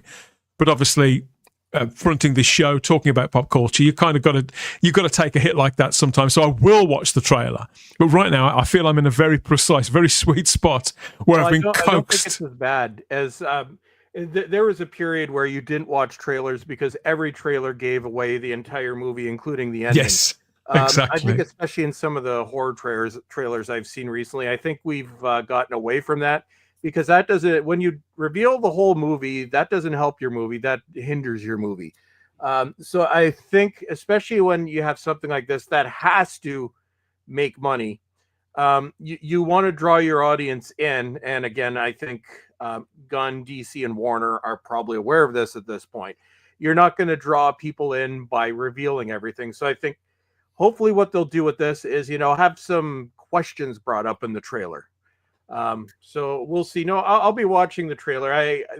It's been a few. Well, I don't watch most modern entertainment anyway because the majority of it's been crap. But I remember 10 years ago, you didn't want to watch trailers because they all revealed everything. So I think we've kind of gotten away from that. Hopefully. Yeah, that is why I got out of the habit. Not revealing enough is Lois Lane's costume. Can we get her in a short skirt and heels, please? Like all the time. Good point. I think we can only hope, can't we? Only hope or imagine intently. I just had a thought. Maybe the film starts off with Lois knowing Clark is Superman. Who knows? That'd be fine. Yeah, I'd be fine with that. I'd be surprised. I'd be surprised if they do that. Yeah. Will you? Because the disguise, flashback. The difference in the look. Lois and Clark together. They'll have a story and they'll flash back to and they'll tell the origin story in 5 minutes. Maybe. Because the difference in looks between Clark and Superman is a lot more than previously. The hairstyle and as well as the glasses, that really works. and the body. It does really work. I mean, the first couple of set pictures we saw of it looked perhaps a little goofy. My son styles his hair exactly the way Clark Kent does in this film. Well, both of my twin sons do. I can't stand Clark Kent's hair. That's my one complaint about this. I hear that, but that's literally frame by frame the first issue of All-Star Superman, where Clark Kent is like that, bumbling in the nick of time into the Daily Planet office. Right? It's 100%. Yeah, they nail that. Right? One thing I really liked about this as well, not just when you saw Crypto, that Crypto acted like a fun dog. Apparently, Crypto's a naughty dog, right? And so he had that what James Gunn's very good is doing emotive animal motions. Like if you've seen Peacemaker, he's got a sidekick called Eagly, right? Yeah. And they make that character emote. You care about Eagly, and he's but he does. He communicates by dropping mice at the floor or something. It's funny you should mention Peacemaker. We'll come to that in the next segment. But that's because Gunn is an animal person. That comes across in his films. And you can, Crypto's based off his own dog. Some people have issues with it. I don't. I think it's fine. It's but no, it's if you're he gets that across because you have to be an animal. And anybody that's had a dog knows that dogs have they have very clear facial expressions, and he embodies that in the characters he creates. And I think that's the eagly scene in Peacemaker. Oh God, that was briefly just heartbreaking, like crushing. But yeah, I think that's just more to what he is, which is probably one of the reasons why I like his film so much, because I'm an animal person too. Right, exactly. But again, I love the Crypto's movements. Is like the naughty puppy. Now, apparently, one of the plot points is what do you do when you have a naughty, superpowered puppy, right? So, and I just love that Crypto saves him. Rabbi, I'm so in for this. And when you sent me a voicemail a couple of days ago, I thought, well, I'm glad it's not just me, because how you received this seems, and you, Chris, I've spoken to you now, it's clear that it isn't just me, that this trailer certainly has got a lot working for it. The magic, the purity and the magic and that sense of sort of hope and of colour and of classical sort of themes is certainly present at the moment. Seeing David Corenswet and Rachel Brosnahan opposite one another, we've not seen them exchange a single word of dialogue, and yet it transmits the idea that these two people, they may be soulmates, but that might not necessarily mean that they end up together. I think that's the balance, isn't it, between Lois and Clark? That's the sweet spot again to hit with that. And obviously you can't flog that and flog that and flog that and flog that indefinitely for 10, 15, 20 years on screen. in the same way that you can in print, but you can have a bloody good try. And I'm certainly down for successive films in that kind of mode that I can go to with the family or talk about with mates and whatever else. Should we go and check in and see in the live chat what people make of all of this? Because I know we've been banging on about this for at least 40 minutes. Let's see what they've got to say. And we have, to lead into it, we have this, which I think is information that will stand us all well at one point or another in our lives. Considering the purchase of kryptonite, remember, know your kryptonite. Today, there are plenty of sleazy retailers out there who will tell you that one type is as good as another. This is a fraudulent claim. Don't be fooled by it. Gold kryptonite robs you of your superpowers. That is, if you're Superman. Green kryptonite makes you drowsy, inert, and eventually destroys you. Kryptonite. Red kryptonite.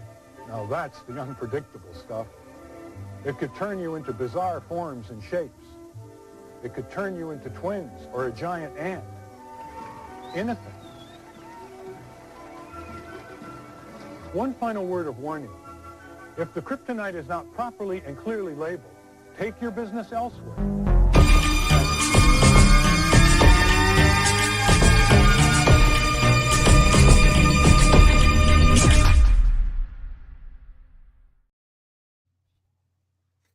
Yes, so between now and the release of Superman in July, we're going to do a lot of reading.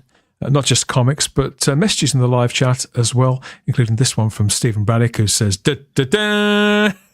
Yeah, the music being there, a sort of a Guitar Hero version of the John Williams music that we're used to from those 1970s and 80s films, Rabbi. Again, absolutely, I think they're doing the right thing leading into that, because it doesn't really matter what you do with Superman music. As soon as somebody only has to say the word Superman a great deal of the time, and I immediately hum it to myself anyway. It's as identifiable with Superman as the da-na is with James Bond. Exactly. So I think just with every lean into facet it. of the production, they're asking, what is classic Superman in 2025 or 2024? Yeah. Right? And it's a whole bunch of stuff. It's the Fortress of Solitude. Clearly, it's the Richard Donner Fortress of Solitude. It's not the comic book one. But there's a lot. Like they go back and they really ask lots of different questions. Yeah, that's from Superman 1, right? This is actually a design picture from Superman Returns back in 2006, but I love the design work of that movie, so I look at it quite a lot. Yay Crypto, says Stephen Braddock. More crypto fans in the live chat, Chris. Very much winning people over already. Yep. Superman Returns, they should have released as like a pre-titles sequence. They should have released it online. There's a great extra, it's like 20 minutes long, that after Superman 2, Superman goes on a long journey to trace back where the Phantom Zone, people came from. So he finds his way back to Krypton, and it's in his Superman spaceship. Takes him like 3 years to get there, and the whole point of Superman Returns is the world's been in that chronology. Superman and Superman 2, Richard Donner cut, then Superman Returns. Forget Superman 3 and 4. The pitch for that and the themes of it, I always felt was sound enough. I just think that somewhere on the way it kind of gets lost. I haven't seen it for a long time though. Yeah. I'm going to be revisiting it and all of them for more conversations over the next few months. So stay tuned for all of that. You do too. Apparently there's I'm already getting into that set. Apparently there's a 4K one. Look up the documentary by Bryan Singer. It's very good. I was telling Rabbi I've got that one, but I've also got this one. I could never bring myself to sell the DVD because the box art's so fabulous with Christopher Reeve on, but it's a lot thicker. I got the Blu-ray there as well. But I'll be diving into both of those. Always interesting. We've got Stephen Braddock says, I was surprised they opened the trailer with Superman bloodied and down. I thought that was clever. That was a good idea. Yeah, me too. It's not that it made him vulnerable. It made the stakes are very, very high, and you get to see that costume straight off, right? And that's set against the snow, against the crisp white snow. Right. Well, Rabbi, it immediately silences. I mean, you're going to get some people who go, "Oh, typical in the 21st century, Superman's beaten already." But the fact is that a great many people, one of the things they've used, the stick they've used to beat the character with, it's as if it's impossible to invest in Superman, is the fact that he can beat anybody and he can't be hurt and he can't be killed. So showing immediately that he can be hurt, because he can be hurt in the comics, he gets the shit kicked out of him on the regular. So that can, but for movie audiences and TV audiences, they're still sort of under the impression that Superman can't be hurt, and so to show right away that oh yes he can was absolutely the right thing to do. Yep. Surprise people. They're right to surprise Stephen. They should be surprising people every chance they get. Crypto, take me home. He says, "Crypto, take me home." I love it. Lord Thoth says, "I was disappointed. I was excited, not so much." So hang on. So you were excited, or are you disappointed that you were excited? I was disappointed. I was excited, not so much. He wasn't excited. He didn't like it. No, okay. And that's I've seen that too. That there are people out there that just haven't been sold on it. And honestly, that's nice. I don't understand. Because I haven't seen any reception, but the idea that somebody cannot have felt that trailer is alien to me. There are some things that I understand. I think, I can see how people can't get that or that, but to me, that trailer was so good. I just don't understand. So if anybody can tell me what it is, why, Dan, I think it's and it does make sense. I think people's expectations, understandably so. That was my bad imitation of but I think people's expectations are so low after what we've seen the past few years. I think it's being in the trenches of the culture war. It's more about everything around it that's we've become a little. Yeah. It's I can understand and I can just understand just naturally for some people, like we are burned out on comic book movies. I think that's very clear after the past 5 years. So I could see if you're just completely burned out on this, you could maybe see this and it, it's just you're desensitized to it. It doesn't hit you anymore. That's a pity, but you can't. All we can do is hope that something else wins. Lord Thoth, for example, over or any of the other people who might feel different. Or there's the feeling of it might look good, but you're going to have to prove to me that this is different. You're going to have to prove to me that it's not what we've been seeing for the past 5 years. And for me, it's from the looks that I think Dan, me, Rabbi, I think the way we're looking at it, we're optimistic, but again, I think it's understandable where you can become so jaded because of the last few years that maybe this doesn't hit, and some of the commentary I've seen, it looks good, but you know what, you have to prove it to me. I'm not going to be making any judgments. I'm in that camp. The movie. Yeah, and I'm still not in that camp. And I can't. I mean, generally with a lot of things I can, but this was so good. Yeah, I don't know. Maybe I'm just I'm just more optimistic. I don't know. Who is Mo Howard? Mo Howard as Guy Gardner. Big Bang Theory. Mo Howard. Oh, okay. And so it's the haircut. That's the one thing about the trailer that was didn't fill me with joy or hope. You're just not a Guy Gardner fan, or you just think, that having other superheroes in this is a mistake. About it seemed weird, as like weird creative choices. Given that everything else was perfect, I am. You think he's too old for the part, Rabbi? Sorry, he is a little. Do you think he's too old for the part, Rabbi? Yeah. Nathan Fillion's Guy Gardner? Yeah. Yeah. Well, he should be about the same age as Superman, or younger. Right. Well, the same age of this Superman.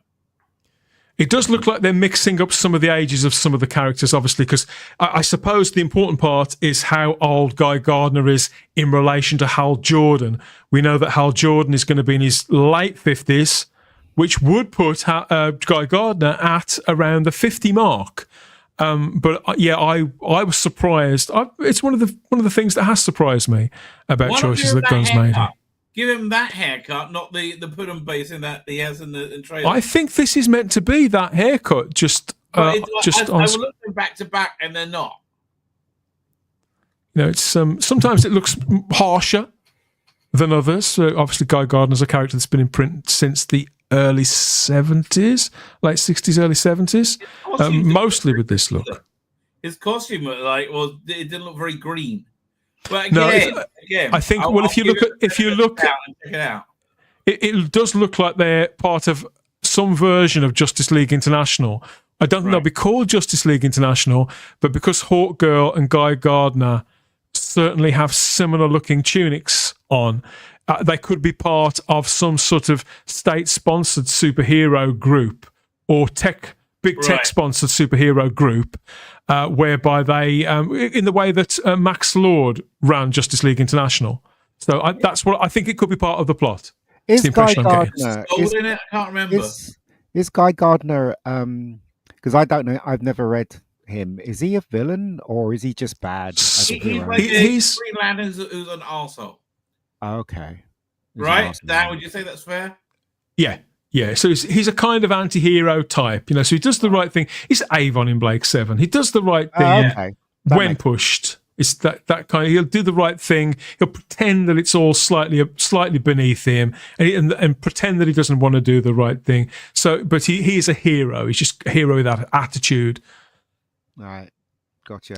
DeMorpin has joined us in the live chat and says the scene with Crypto and the scene saving the girl are everything. The rest worries me that it'll be too bloated.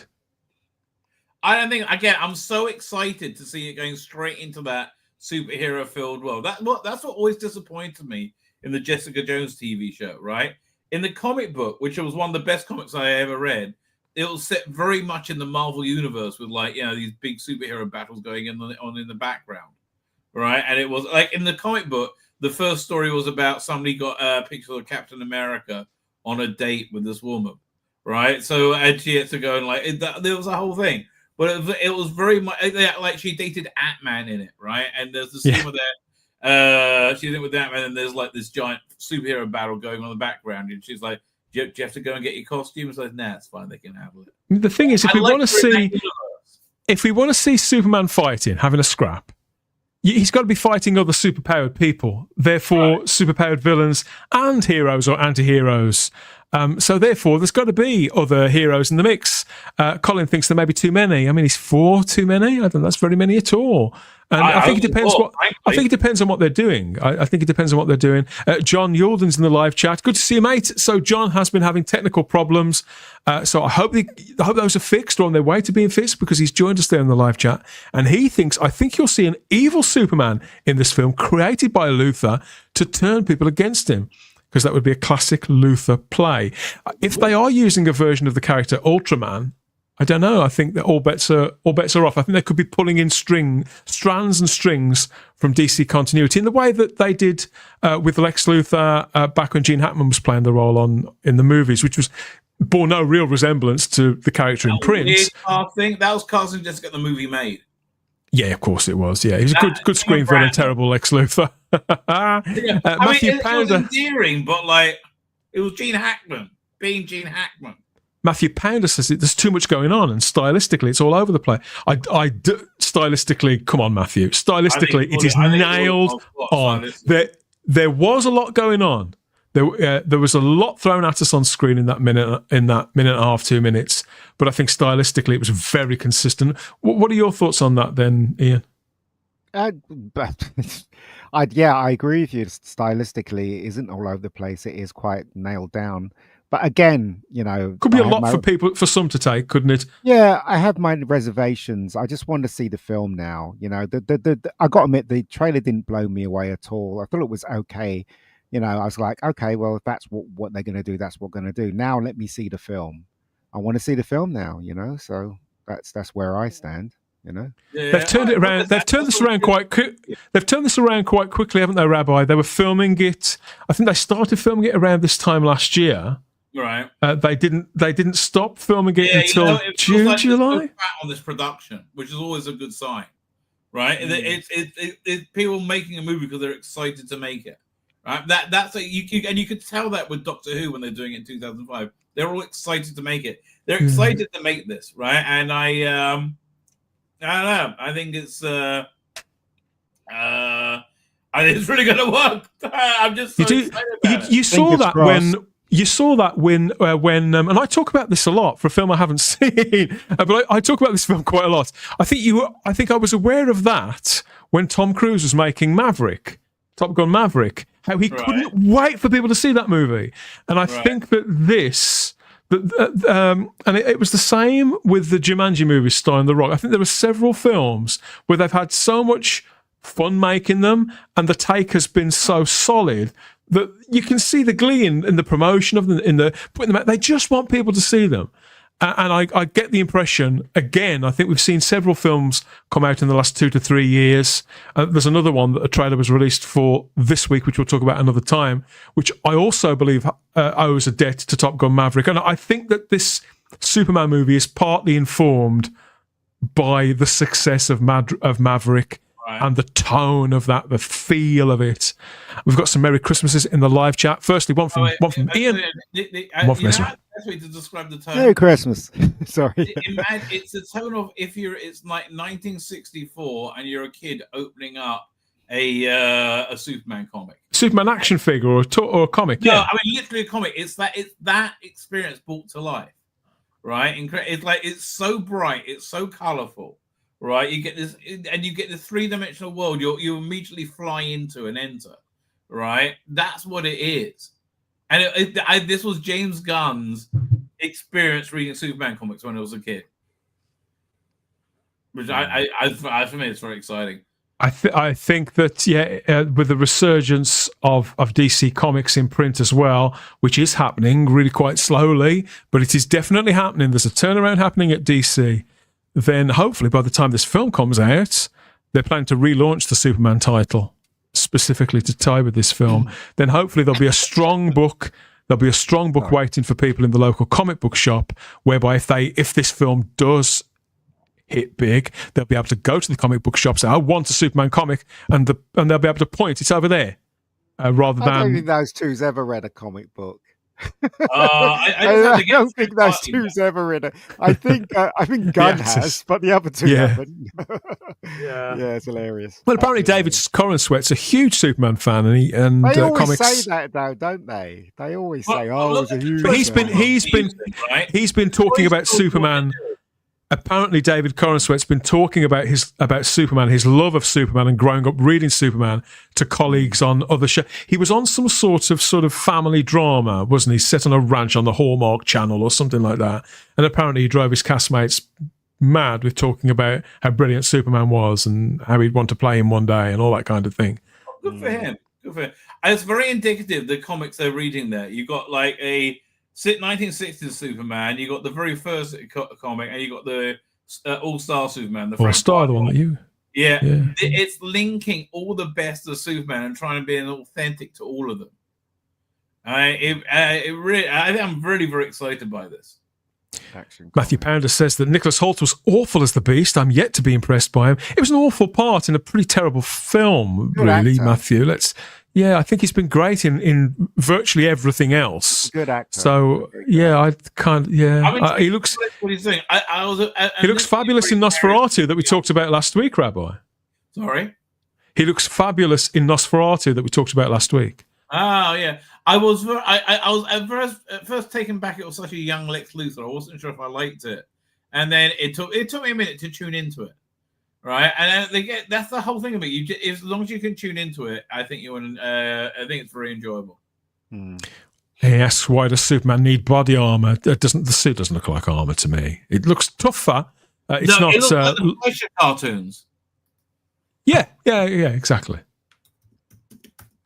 No more origin story, says PD Rich. He's glad that they're not doing that. Yep.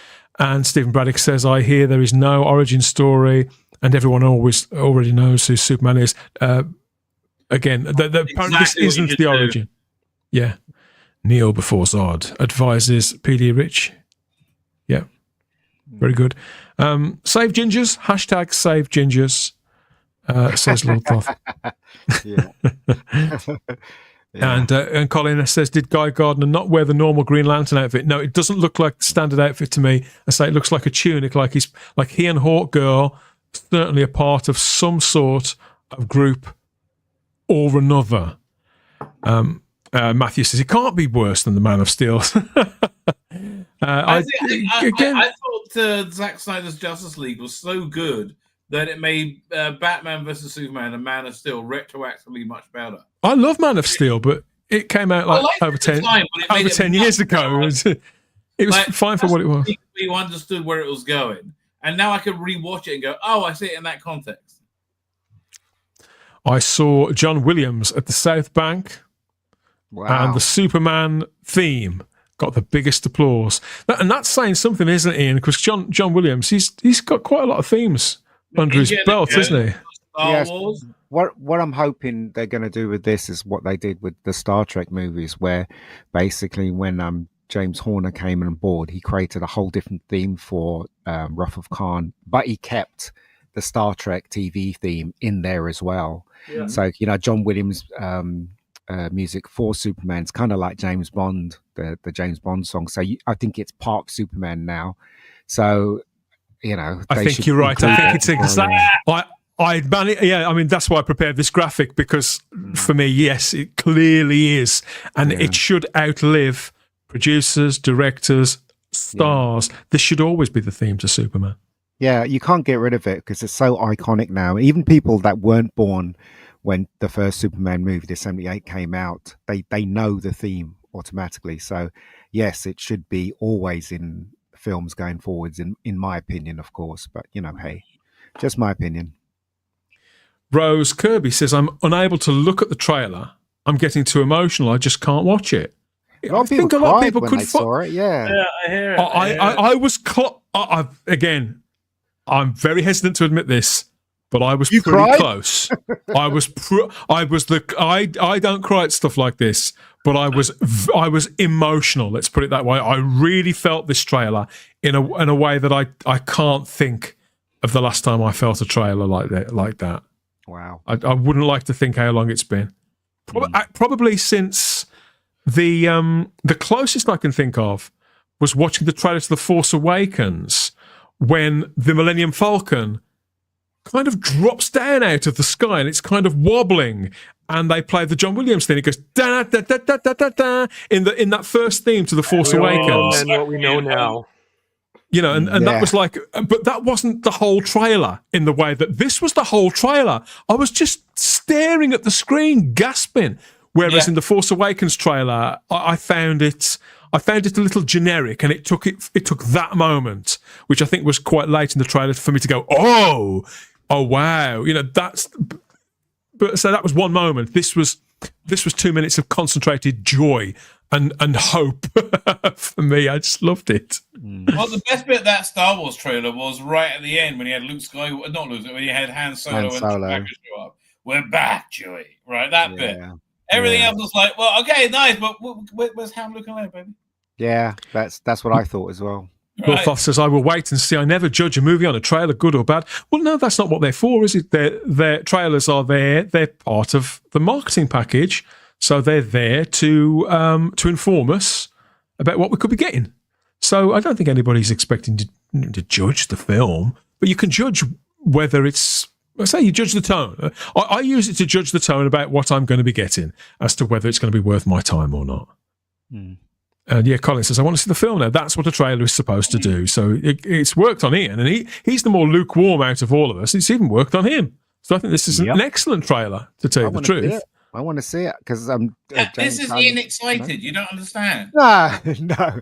If I was excited, I'd be running down the road. Excited. Look at him. Poor Again, right, it didn't make me jump up for joy, and I wasn't going, yes, Superman. I wasn't. So I reserved my judgment for the movie. Yeah, if you didn't live in Wandsworth, we wouldn't feel that way. If you lived in Bushey, why don't you attack Wandsworth? Why don't you? Like Lord Thoth, I own all of those comics as well, Lord Thoth. I'm an old school Superman fan as well. Been reading the comics since 1978. I hate Man of Steel, says Lord Thoth. And Clobbering Times, the much missed Mike Alonso used to call it Man of Steel. Bless him. Bless Clobby. They should use that as a brand of stool softener. They should. They should. Yes, so that's our verdict on Superman that's coming next year, on the Superman mythos and where we are now. It's got a universal excitement, I think, on the panel, even from Ian, who's the one that's sort of less wowed by it in the way that I was. It sounds like you were too, Rabbi, but yeah, I mean, for me, not only can July not come fast enough, but now I actually want to read and watch Superman really content again. I love it. Okay, the most easy way for me to watch stuff is I get my Blu-rays and I rip them. Right, so I ripped the bonus disc of that box set. I'm ripping the extended '78 movie now, and I will be watching that. Oh, I can't wait! And then the Donna cut, then I'm going to watch Superman Returns. I want to see that sequence. What, the plane? Yeah. With the plane, Rabbi, is that what you mean? Yeah. No, I want to say it again. You know, I want to. It might be imperfect, but I really want to see it and re-experience it again. Okay. Obviously, we've got a few months left to wait. The DC Studios bandwagon is very much up and running. So, Creature Commandos is currently on HBO Max. HBO Max, isn't it? And talk is already turning to what will be next. A Clayface movie was confirmed just a couple of weeks ago, wasn't it? And of course, due to start filming, I think, pretty soon, not long into 2025, will be Millie Alcock as Supergirl. So, when we start to get pictures from that, that's more likely to be on a closed set because I think it all takes place, or a lot of it's going to take place on an alien world, isn't it? But I suppose we'll wait and see. But right now, I'm very excited about the prospects for everything that could be coming from DC Studios. Apparently, some of the things that were on the slate aren't on the slate anymore, or not in their original form. But I would say we get what we get when we get it. I take a lot of those things with a pinch of salt anyway. We're getting Lanterns, we're getting Supergirl, we've had Creature Commandos, and Superman's nearly here. The second most profitable of the last 8 DC movies were. Sorry. The second most profitable of the last DC movie. Second? Yeah. Have a guess what it was. You won't guess. It was Aquaman. It's Batgirl because it's Batgirl. It's Batgirl because they cancelled it and they saved so much money. It's the second most profitable DC movie, right? I think the only one that didn't tank was the Suicide Squad. Yeah, that's a good movie. That's why. Do you know what? I reckon somebody's got a copy of that Batgirl film. Oh yeah, somebody will. It's going to be released at some point as a curiosity. Yeah, the last movie. Oh dear, it's like the director's cut of the first Suicide Squad. Yeah. Somebody somewhere will get it. This Superman trailer is doing very, very well. I mean, when I took this screenshot, which was days ago, it was at 14 million views. Apparently, it's rising on the daily. It's now touching the kind of figures that the Avengers Endgame trailer was getting. Yeah, it's the most viewed trailer I think of all time for DC. I think it's over 200 million is what I read tonight. Everything's riding on this for DC, isn't it? It's. I think this is in many ways one of the most important films ever released because I think if this tanks, bye Hollywood. Yeah. Yes, if you haven't seen it, I'm going to go back and watch it again afterwards, sort of full screen in max quality. And you can apparently they put the theme out as well, the piece of music that you hear throughout that trailer. They put that out for free, a free download of the new Superman music, which is apparently that track is actually called Look Up, and the posters and the mugs and the t-shirts have already started sort of flying out. So I think I could become slightly obsessed with this film. So your patience and understanding would be appreciated. It's certainly been enough for me to buy myself as one of my Christmas presents to myself, Rabbi. I've got the Blu-ray of the Peacemaker Season 1, which I haven't seen. I've never seen a single minute of it. Yeah, I got for a great time. It's fantastic. I have the Blu-ray. I've watched it multiple times. Yeah, it's really good. I've watched it more than once. It's really good. That's what I like to hear. Okay, so yeah, July the 11th is the date that we're going to get Superman directed and written by James Gunn, stars David Cornswet, Rachel Brosnahan, Nicholas Hoult, and various other folk. Lots of superheroes, which, you may like some, you may not. You may not. I don't know. Let us know what you think in the comment section. Of course, it's been pretty much a universal love in here. We accept results may vary, but obviously you want our genuine opinions. You're going to get them for better or worse here at the Spacebook Live.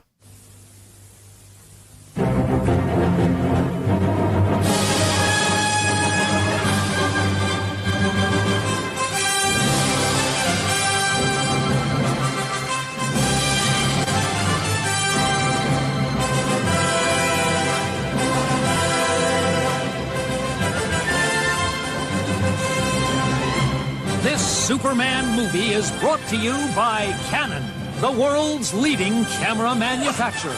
Quick, it's happy. Canavision 8 camcorders. Hey, I thought you were Superman, huh? Hey, I am. If it moves, shoot it with a cannon.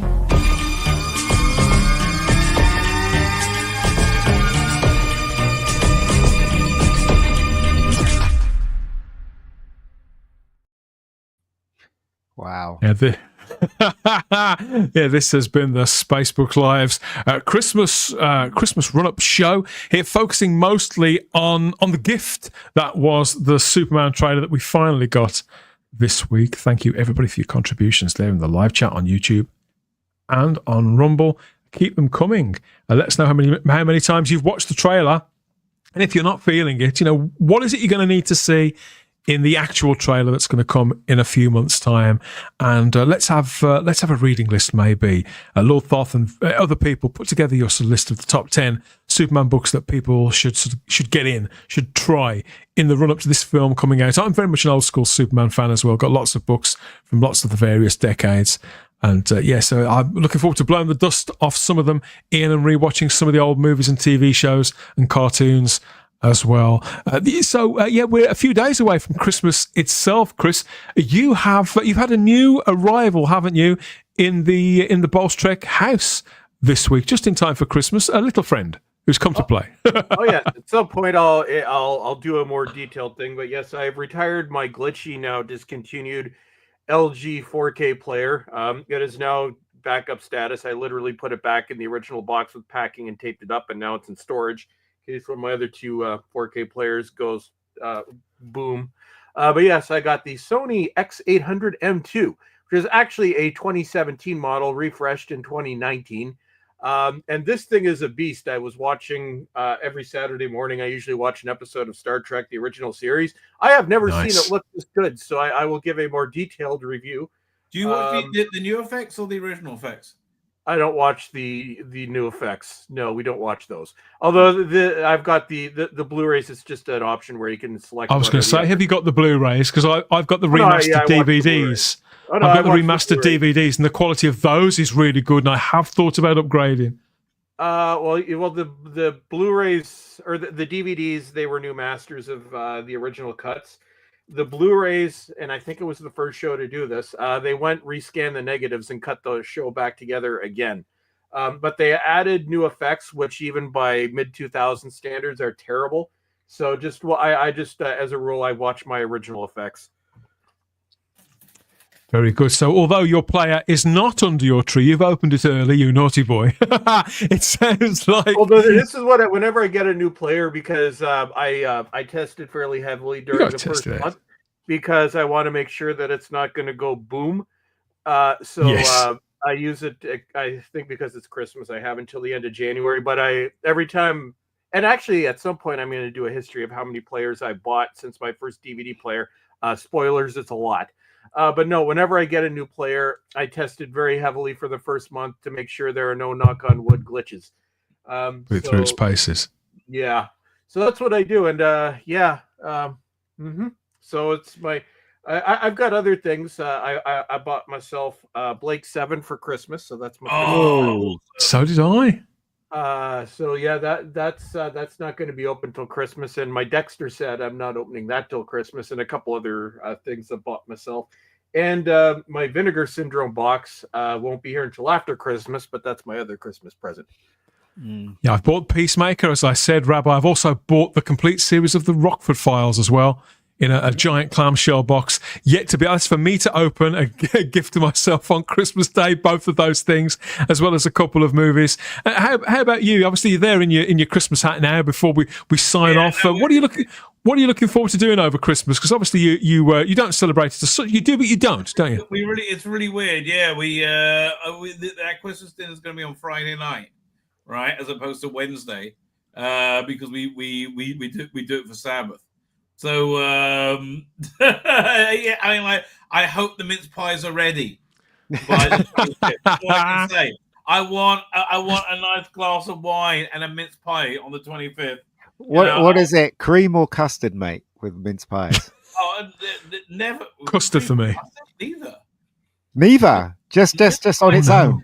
Mince pie. Oh, okay. Don't mess around with the mince, mate. Oh my god, it's custard.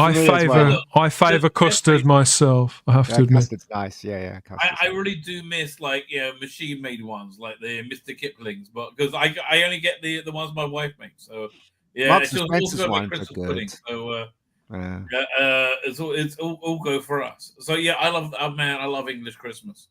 I really do. You miss it. Well, I get it. Does it still exist? Yeah, of course it does. Oh, just about. I used to love it.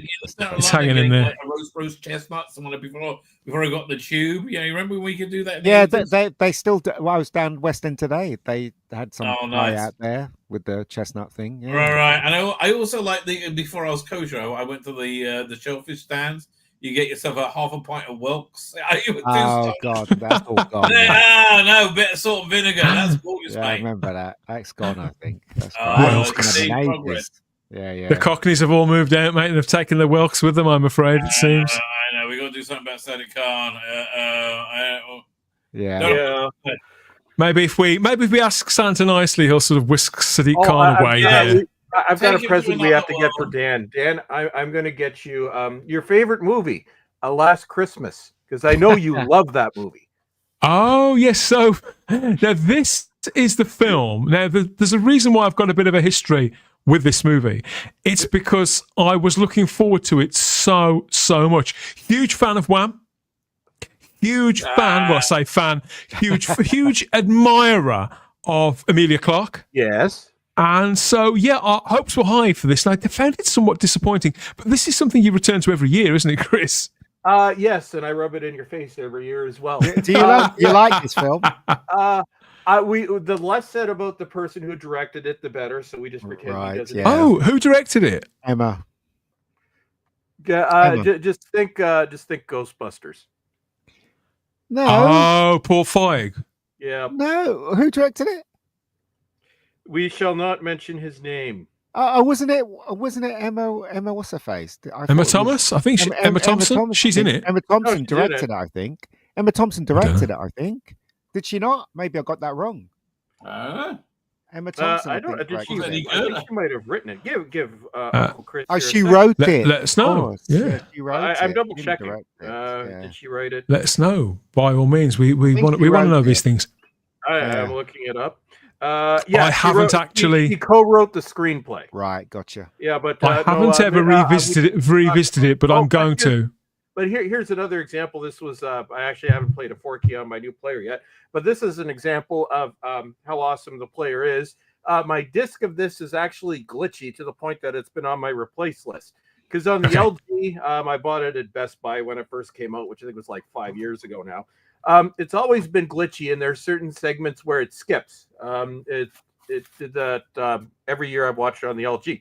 Watch on the new Sony, no problems. Knock on wood, played perfectly through all the time. But yes, this is my dreadful film. You have to embrace the cheese because this film is ridiculous. The cheese, but it is incredibly cheesy. I agree.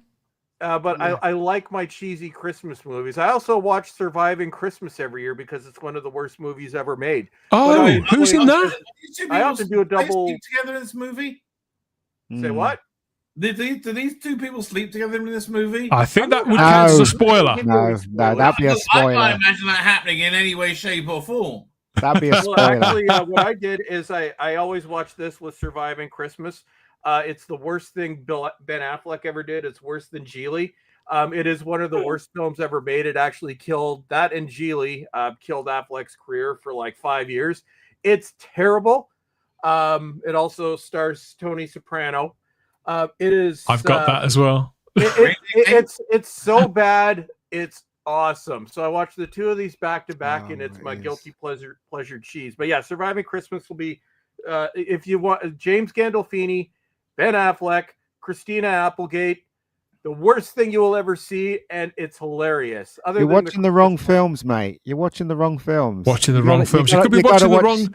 Love Hard. You got to watch that. That's a great. They could be watching the wrong trailers as well, couldn't they, Ian? Because I think you'd probably recommend this trailer to all. Yeah, Christmas trailer, that one. So how's it going? Let's promote Rebecca Gold before we shoot off up the Christmas chimney. Where can people see this? The trailer's been up for a couple of weeks. Remind them where they can find it. It's on the Rebecca Gold channel, obviously. So yeah, you can watch that. It's only 1 minute and something. It's actually done quite well, the trailer. So I'm trying to get Gary to promote it, but he hasn't replied to my email yet. So I like how Gary Beekler from Nerdrotic is now just Gary. He's like Elvis, just one name. Oh right, yeah. But just assume everybody knows who it is. His logo's in the film somewhere. You got to be eagle-eyed to spot it. So, yeah. I think it'll be easier to contact him via Piers Morgan. Yeah, probably. Yeah, now. They're pals now. He's been in a few videos of his, hasn't he? I'm glad to hear it's doing well, Ian, and obviously, we'll support you every step of the way. As always, here at the Spacebook Live, people can go and view that and view it again and give it a good old hammering, see if it can give Superman a bit of a run for its money there. Go and pester Ian. Nothing weird about that. I'm still waiting for Christmas. I've been waiting 40 years. Wow! I had one of them. I might get it this year. Did it come out? Yeah, no, that came. That's part of my childhood. Oh yeah, I remember seeing the ad and going, "Well, that's cool." I always wanted one. Never got one, but maybe one day. Maybe one day. You get the ultimate gift. Okay, yes. So thank you for your company, guys. Not just on this show, but for the season that we've run this last autumn, like 13, 14 editions of this show, including show 100 from a couple of weeks ago. So it's been a blast to bring this back, and great to do this lead into Christmas as well. And at least we were given the gift of the trailer to Superman after me banging on about it for so long. I think I was driving myself mad with that. So heaven knows how you guys were putting up with it all. But and that goes for you in the comments section as well on YouTube and Rumble. Thank you, everybody. Keep the comments coming too about that Superman trailer and about Christmas as your Christmas plays out. We want to know what Santa brings you, whether you were on the naughty list or the nice list. How did that work out for you? And which presents did you get? Were you did he bring you what you'd asked for, or not? You can come and confide all, and we will console you. Should it not have happened? There we are. Can't say much fairer than that, can we? Rabbi, thank you for your company again. Find you on YouTube, Rumble, X. Yeah, wherever you find Slaver Filth, you will find me. Right, whenever you go, I really shouldn't be here. This is wrong. Somewhere. There's going to be something here that's going to be very bad. That's where you'll find me. That'll be YouTube, that'll be Rumble, and that'll be Twitter. Me and Elon Musk disrupting. He's doing his bit. I'm doing mine. I look forward. I look forward to your Rabbi. I look forward to your review on the. It's going to be on the date on the show, which we won't mention because Chris will go crazy. Okay, the thumbnail for it, I already decided, is going to be a very sexy, scantily clad Millie Gibson link, attractively on usual a then. My review will be flat out screen this TV week. screen in the background playing. Yeah, no, I'm looking forward to yours as well, Chris. Definitely. It's I just look at this stuff now to laugh at it. I'm not watching it. I can't watch it because it's beyond terrible, and Dr. Nutty is ridiculous. But yes, it will be. I think it's going to be a good script. I think the only thing that's going to let down a shooting. Even Moffat's last script sucked. But yeah, my bet is how many hours after I put out the video will the first hate video come out. I think it was like less than an hour the last time. So yay. Oh, and don't forget Bulls Trek Bingo is apparently a thing. Bulls Trek Bingo. What's that? Good luck to everyone. That's all I can say. Spin-off. Apparently my fan club in quotes now plays a game called Bulls Trek Bingo, where I do certain things in videos that they disapprove of. So yeah, okay. Bulls Trek Bingo. Well, my latest enemy, I just call him Spazzy the Tweaker because I can't remember his name. Yeah, he'll come up with the video. He's hilarious in all the not in the ways he intended. So yeah, don't miss that Bowles Trek review of the Doctor Who Christmas special, and heaven knows what other gifts he will bring over on Bowles Trek there. Thank you guys for your company this time, for indulging my raving about Super. Actually, we're all largely apart from Ian, who I think he liked it more than he's letting on. I think he did. But yes, thank you everybody for your company. I think all that remains to be said is to have a really Merry Christmas and a fabulous New Year. We'll see you out there somewhere in 2025 for more of this. But until then, we'll see you in the comments too. Merry Christmas. Bye-bye. Bye. Yo.